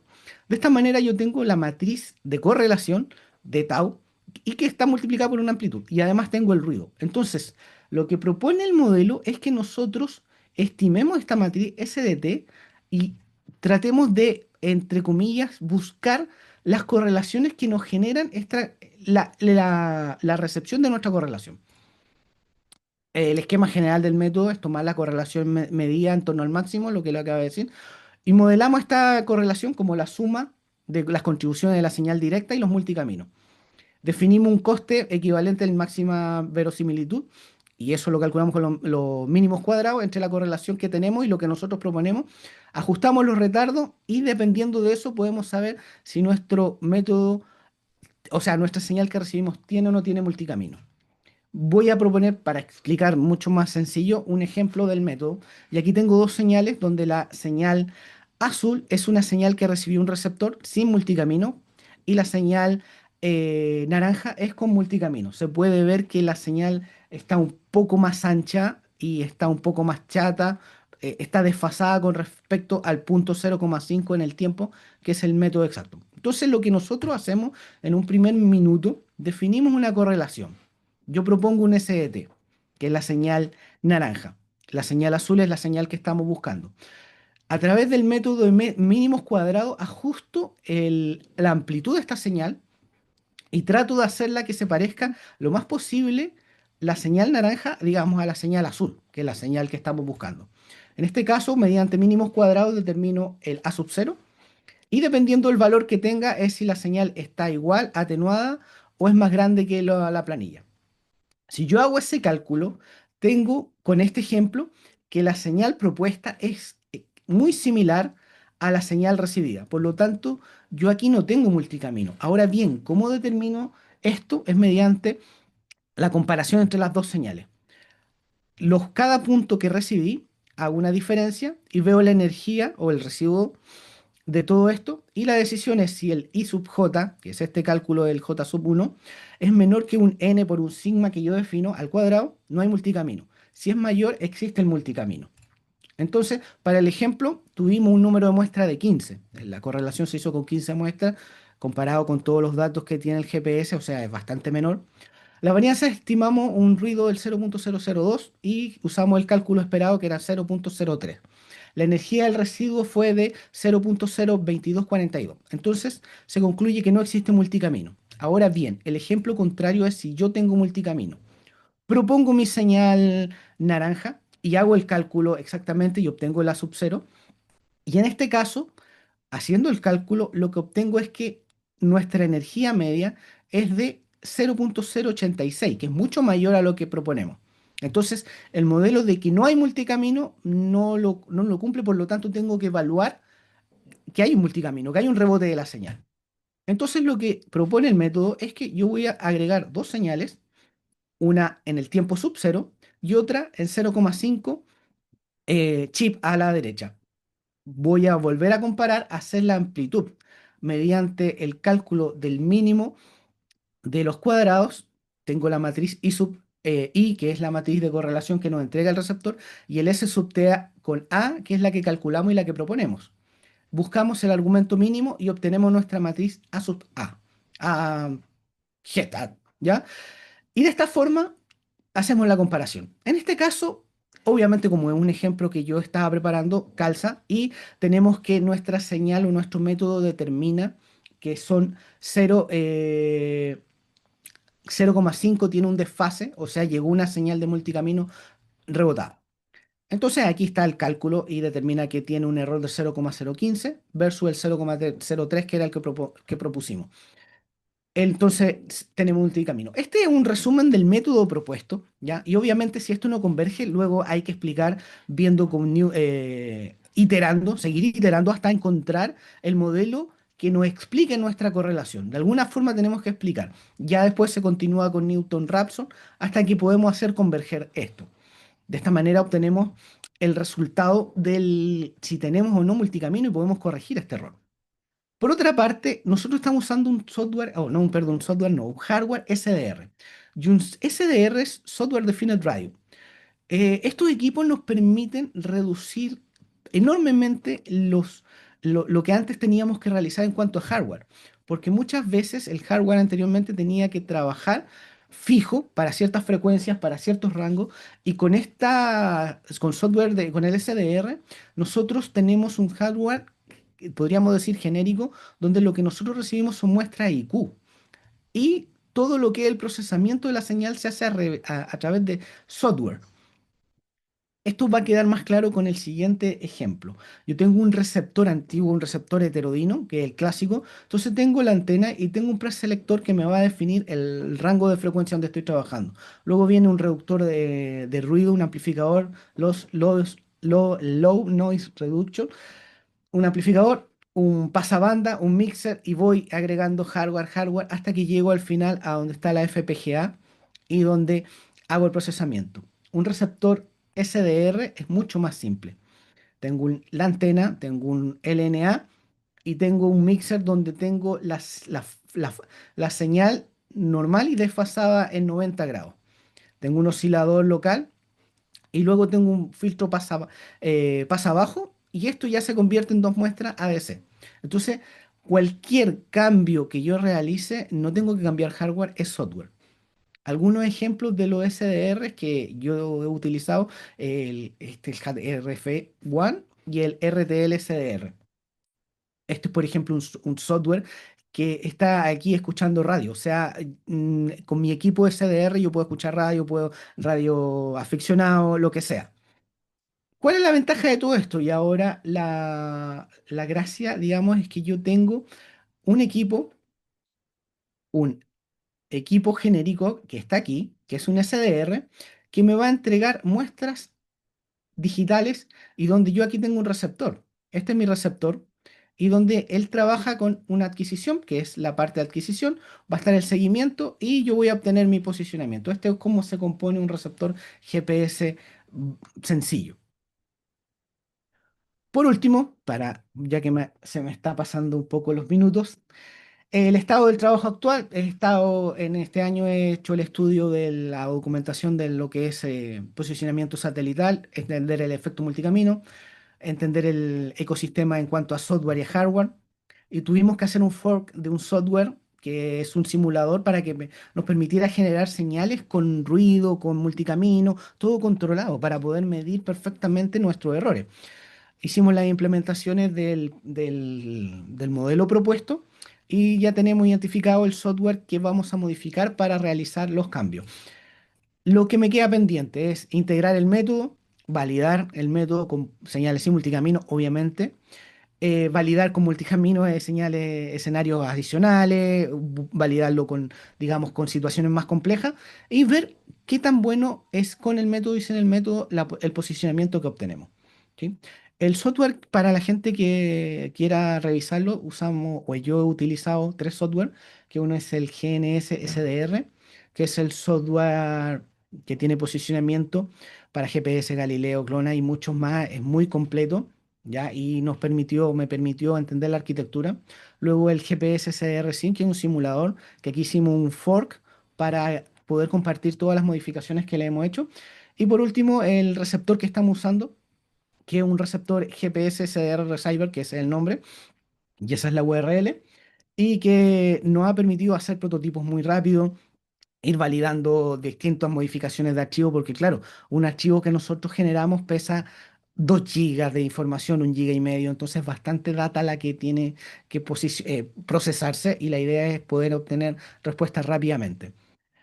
Eso es mi presentación. No sé si hay preguntas, consultas y dudas al respecto.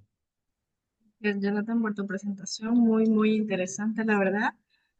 Ahorita vamos a dar paso a las preguntas que pueden activar su micrófono, por favor, Fernández. Hola, Jonathan Hola, Pereira. hola.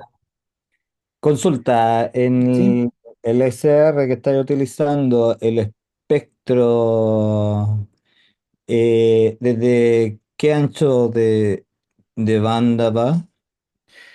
Eh, yo estoy utilizando dos que están aquí, que es el primero que utilicé, el RTL SDR, este y el de la derecha, que tiene un ancho de banda es bastante pequeño, llega justo creo que 1.7 GHz, y de claro, de abajo de 2 o 4 megas, no me recuerdo exactamente, pero sí lo máximo es 1.7 gigas. Y después está este el de la izquierda, que es el Hack RF1, que está de 1 megahertz hasta 6 gigahertz. O O sea, sea, con ese podrías tomar la frecuencia de 5G. casi, casi sí podríamos tomarla, O sí. sea, en la 3.7 que se Exacto. utiliza acá en Chile. Sí, claro. La ventaja que tienen los equipos SDR es que me permiten, por ejemplo, yo con el Hack RF One podría, poniendo la antena correcta, primero escuchar radioaficionado, banda ciudadana que son 20 metros, que son 27 megahertz, después radiofrecuencias que serán los 40 metros, subir, escuchar radio, y después, por ejemplo, el receptor, todo. Entonces no tengo que cambiar mi hardware. Lo único que tengo que hacer es cambiar el software. Sí, Entonces, sí, esto lo hace, lo preguntaba para sí. OpenRAM, y mi duda va en el sentido de ejemplo, si yo aplico a esto para los dispositivos de IoT, un dron, que lo monto para 5G o posicionamiento, en la propuesta hay cálculos matriciales de software, entonces eso implica que cada ciclo de for o cada cómputo tiene un gasto energético. ¿Eso se va a estudiar? O sea, Sí. no, lo que pasa es que hay un detalle, hay un detalle. El SDR, lo único que hace el equipo SDR es que yo le digo, escucha en tal frecuencia y pásame los datos. Y él me los va a entregar en un archivo, aquí está, que va a ser un archivo I y Q, ya un Ah, archivo de sí, pues fase eso se cuadrúpero. lo puedes pasar a una JSON Nano o una Raspi 5 Y con... de ahí, claro, y de ahí el procesamiento que yo pueda hacer va a depender del equipo que estoy viendo a continuación. En otras palabras, yo si veo esta figura, si yo tengo aquí este es mi SDR, ¿sí? Sí. Yo aquí puedo tener cualquier cosa, de aquí para allá lo que yo le agregue va a depender de lo que me gustaría usar. Podría usar un Raspberry Pi perfectamente, o si necesito más Es procesamiento, que eso, etcétera. eso te lo preguntaba porque si en los escenarios sería, porque esto sería interesante utilizarlo en dispositivos móviles, como son los drones ahora, para defensa o escenarios catastróficos, bla, bla, bla. Es que el tiempo de respuesta que tiene un procesamiento alto, si te da el, el software que tú aplicas después de tener la información del SR. Eso, Claro, la es que latencia, ahí, claro, tiene que por- estudiar la latencia y el performance. Y el no, pero over. es que claro, pero es que ahí hay un detalle. Todo eso procesamiento no depende del equipo SDR. No, eso Eso está claro. depende. El Eso SR está depende de hablando. acá. Y por lo menos, por ejemplo, yo en las pruebas que he hecho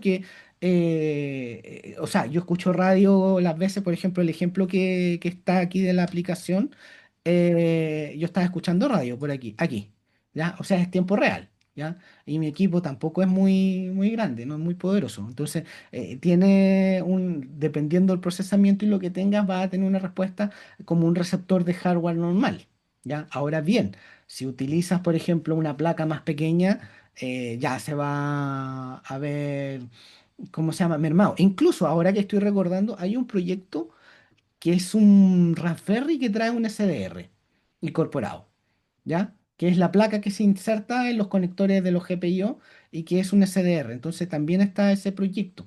Que Sí, el, yo lo te lo proponía como cuestionamiento para los escenarios, casos de uso, porque Sí, hacerlo de computador a computación ya no tiene mucho sentido, pero la computación de vértice móvil, que serían los drones o los autos autónomos, los dispositivos son más pequeños, ¿cachai? Y la sí, batería es limitada. sí. Entonces, se te chupa la energía del dron, va a volar 30 segundos si es que es un procesamiento muy fuerte. Eso. No, claro, es que ahí, por eso, ahí va a depender mucho de lo que se necesite hacer, porque el,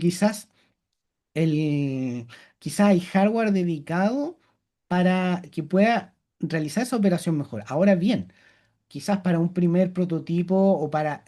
La ventaja que tiene que aquí no hay que construir hardware. Entonces yo con software ya puedo tener respuestas a los problemas que me planteo. Entonces de esta manera yo puedo implementar un software y obtener la respuesta que es mucho más rápido que mandar a construir una placa.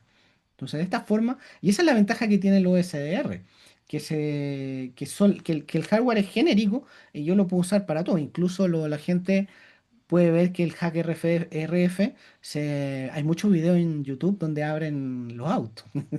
Así que, pero solo métodos educativos, pero abren los autos, o sea, se puede. Ya, o sea, es el espectro es muy amplio de lo que se puede hacer. ¿Ya? Y es un hardware bastante sencillo. No, no sé si hay más preguntas.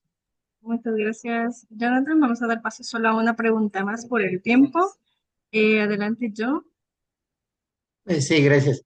Primero, felicitarte, Jonathan, por el trabajo que vienes realizando en tus estudios doctorales.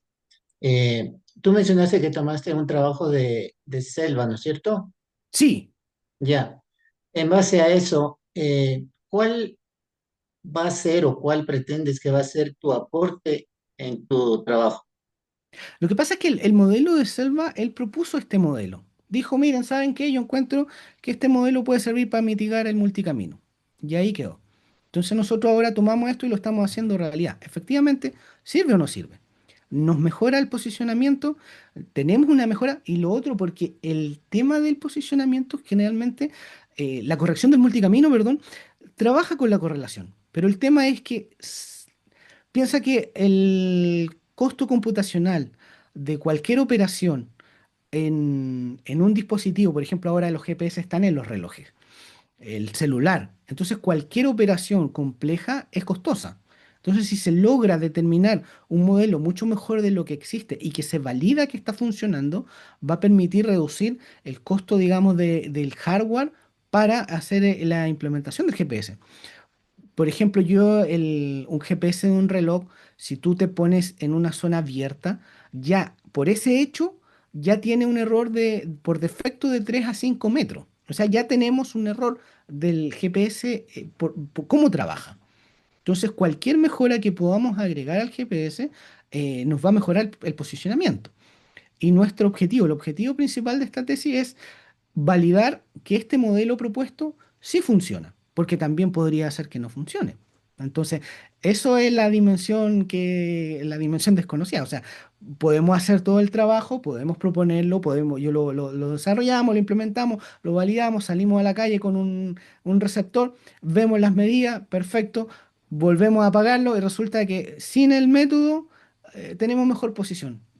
O puede ser de que a lo mejor el método bajo ciertas circunstancias trabaje mejor que otro. Entonces ya tienes otra alternativa. Ese es lo que nosotros queremos lograr con la tesis, con mi tesis doctoral, es eso, Ya. implementarlo y validarlo. Ajá, está bien. Sí, yo vi que por ahí habías hecho una simulación también, entonces yo creo que eso podría darte alguna pauta ya de lo que podría pasar, ¿no? Está No, bien, claro, no, muchas gracias y éxitos. muchas gracias. Bueno, pues nada más que felicitarte ante tu trabajo, desearte que ojalá se aplique, que tendría mucha, mucha utilidad. Y nada, pues dar paso a la siguiente presentación que lo va a hacer mi compañero Fabián Melinao.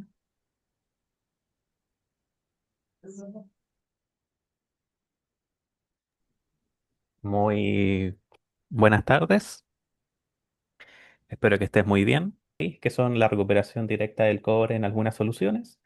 Y sin más preámbulo, dejo a nuestro charlista con su charla que lleva como título Direct Copper Recovery from Pregnant Leaching Solutions using a custom electrolytic cell based on reactive electrodialysis.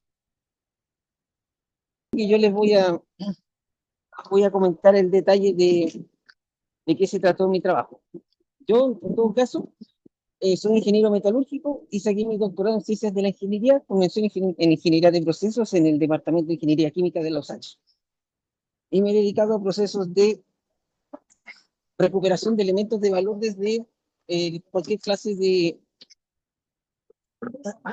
matriz que sea de interés, y en este momento me estoy dedicando a la obtención de elementos de valor desde relaves mineros. Y lo que les voy a mostrar ahora es una celda electroquímica que diseñé para recuperar cobre desde soluciones diluidas, ácidas diluidas de lixiviación. Entonces, adelante, por favor. Quizá como ya deben saber la inmensa mayoría, el cobre se puede obtener desde dos rutas distintas, que es a través de sulfuros, minerales sulfurados o minerales oxidados. Y este proceso está enmarcado dentro de la línea de investigación de minerales oxidados de cobre, en donde el proceso convencional consiste en obtener una solución de lixiviación a partir de ácido sulfúrico, de una mena de óxido de cobre, y después de eso viene una etapa de preconcentración, conocida como extracción por solvente. Una vez que se hace la concentración química del cobre, se realiza el proceso de electrotensión convencional, y estos son los cátodos de cobre que se transan en la bolsa de metales de Londres, como ya se lo deben haber escuchado todos. Entonces, adelante, Horacio.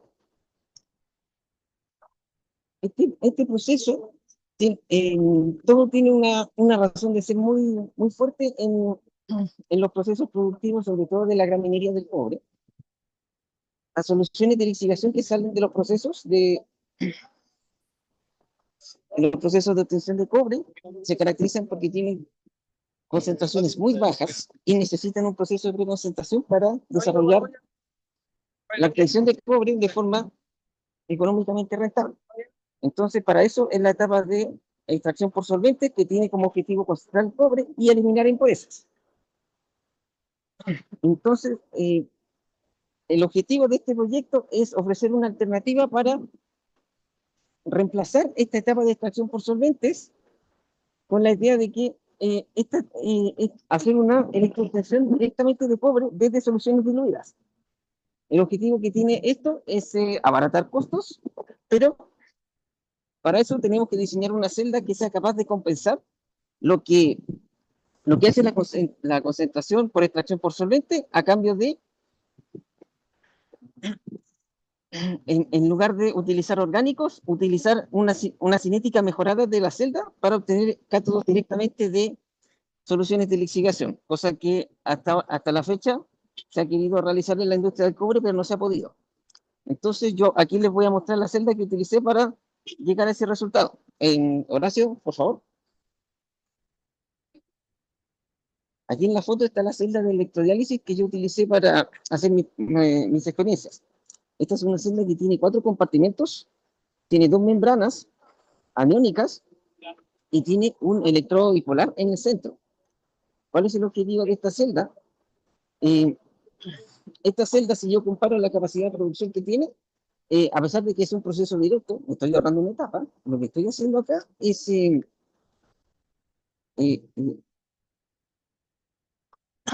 producir a partir de una solución de menor concentración. Eso me va a bajar mi tasa de producción global. Por lo tanto, lo que tengo que hacer es compensar de alguna manera esta baja de producción con la instalación de un electrodo que sea más eficiente. Entonces, lo que está al medio, aquí, es un electrodo que actúa como cátodo y como ánodo. Sobre él, lo que estoy haciendo es incorporar un electrodo adicional para maximizar la capacidad de producción de cobre de esta celda, que por la diferencia de concentración de los procesos convencionales se va a ver bastante elevado en su capacidad, a pesar de estarme ahorrando una etapa. Pero la otra gracia que tiene es que estoy recuperando ácido a partir de esta celda mediante la membrana que está de color naranjo. Estoy concentrando sulfato y a su vez estoy generando ácido. Entonces, ¿qué es lo que estoy haciendo con esta celda? Estoy maximizando la producción de cobre a través de un cátodo convencional en la parte interior, otro electrodo, y con la membrana estoy previniendo la acumulación de sulfatos que genera la clásica pasivación en los procesos convencionales de extracción por solvente. Adelante, Horacio. Entonces, aquí bueno, la principal ventaja que tiene esta celda en comparación con las otras celdas convencionales. La primera ventaja es, como les decía, la disminución de concentración de sulfato y la regeneración de ácido. No lo principal el problema de la electrotensión de cobre convencional es la pasivación de los electrodos producto de la acumulación de sulfato dentro de la celda. Con esta membrana que está incorporada se evita la acumulación y estoy a su vez regenerando ácido sulfúrico, lo que me permite devolverlo de forma directa al proceso de lixiviación. En segundo lugar, estoy eliminando una reacción parasitaria que acostumbra a robar mucha energía a este proceso, que es la oxidación y reducción de los iones férricos y fosfatos en solución de forma continua. La tercera es que estoy aumentando la producción de cobre mediante la incorporación del electrodo dipolar que está en la parte del medio. Horacio, por favor. Aquí están las reacciones electroquímicas que están ocurriendo dentro de esta celda. La reacción principal catódica es la obtención de cátodos de cobre, la primera. La segunda son reacciones parasitarias de férrico ferroso de forma continua y el quemado de hidrógeno también. O reducción de protones también llamada convencionalmente. La reacción anódica convencional, que es la oxidación del agua.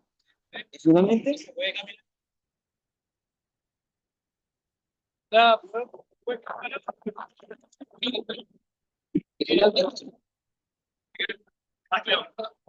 reacción la reacción global es la obtención de cobre con la oxidación del agua.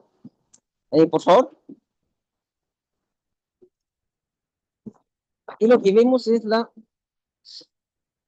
el circuito que se utilizó. Está la celda, están los flujos, está el intercambiador de calor en la parte izquierda. Este proceso no funciona a temperatura ambiente, sino que hay que hacer una recirculación mediante bombas centrífugas, que son las que están en la parte de abajo, y todo esto va conectado a una fuente de poder de continuo.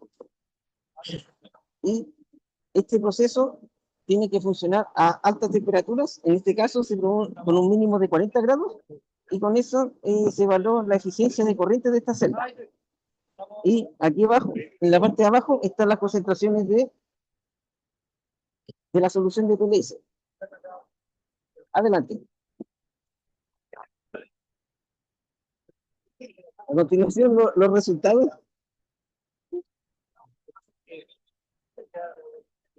La eficiencia de corriente, cuando uno está trabajando con altas temperaturas y bajas densidades de corriente, se obtienen las eficiencias más altas. En algunos casos, de hecho, en el mejor de los casos, se alcanza alrededor del 99%. Sin embargo, si se fijan bien, es un rendimiento que está bastante limitado producto de la densidad de corriente a la concentración. Pero podemos alcanzar eficiencias que son comparables con los procesos realizados a nivel industrial. Este es el primer indicio que nos podría decir que este proceso podría tener una aplicación de nivel industrial por los rendimientos que se pueden ver aquí en esta foto, en esta diapositiva. Por favor. Adelante. Después. Una atrás, por favor.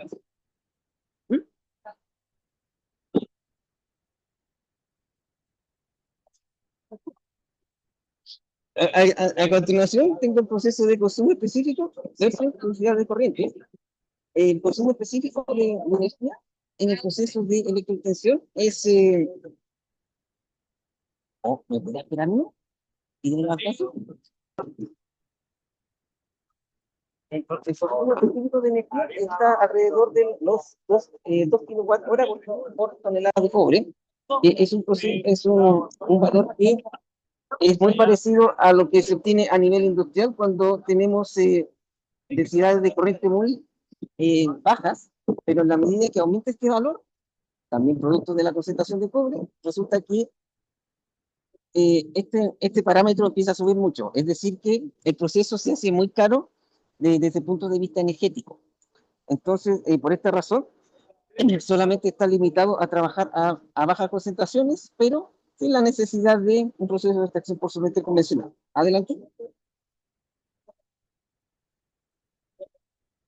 Entonces, la principal, ¿qué es lo que puedo obtener como conclusión de esto? A pesar de que puedo obtener parámetros de tipo convencional, desde el punto de vista de eficiencia de corriente y consumo específico de energía, resulta que esta celda, lamentablemente, requiere todavía más estudios porque es muy inestable. ¿Desde qué punto de vista? Del voltaje que se requiere aplicar para echarlo a andar. Ahora, la próxima diapositiva, por favor. El único problema que tiene en este rato y que tiene que arreglar de alguna manera es la variación de voltaje en el tiempo, que esta celda lamentablemente es muy inestable por dos razones. La primera es porque se empieza a concentrar demasiado ácido sulfúrico, lo que requiere una purga de esta solución en el tiempo, y que también, por ser concentraciones muy bajas de cobre, es demasiado sensible a este parámetro.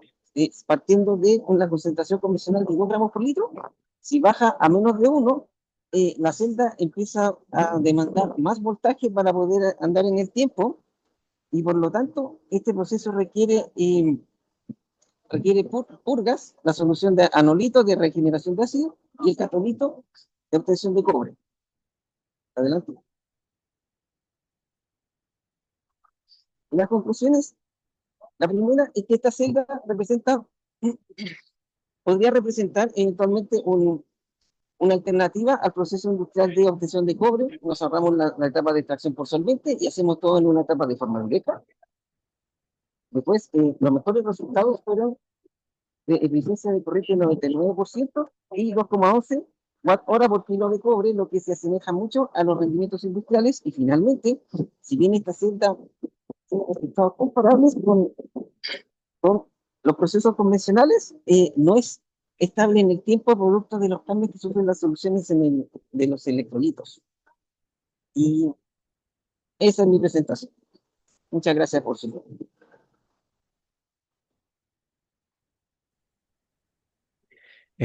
Muchas gracias, José. Muy interesante el tema. Se abre el tiempo para las personas que necesiten hacer alguna consulta.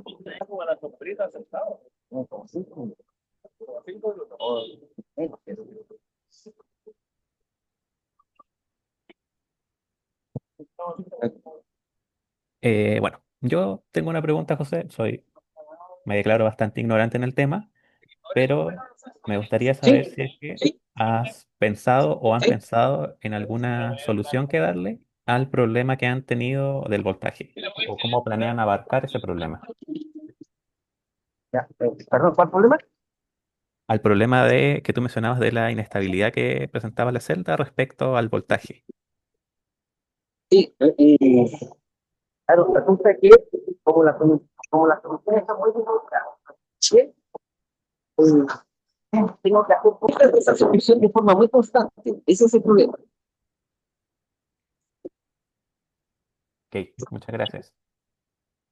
No sé si alguien en el público tiene alguna pregunta para realizarle a José. Si no, en honor a que pareciera estar bastante ocupado, vamos a dar por finalizada la presentación.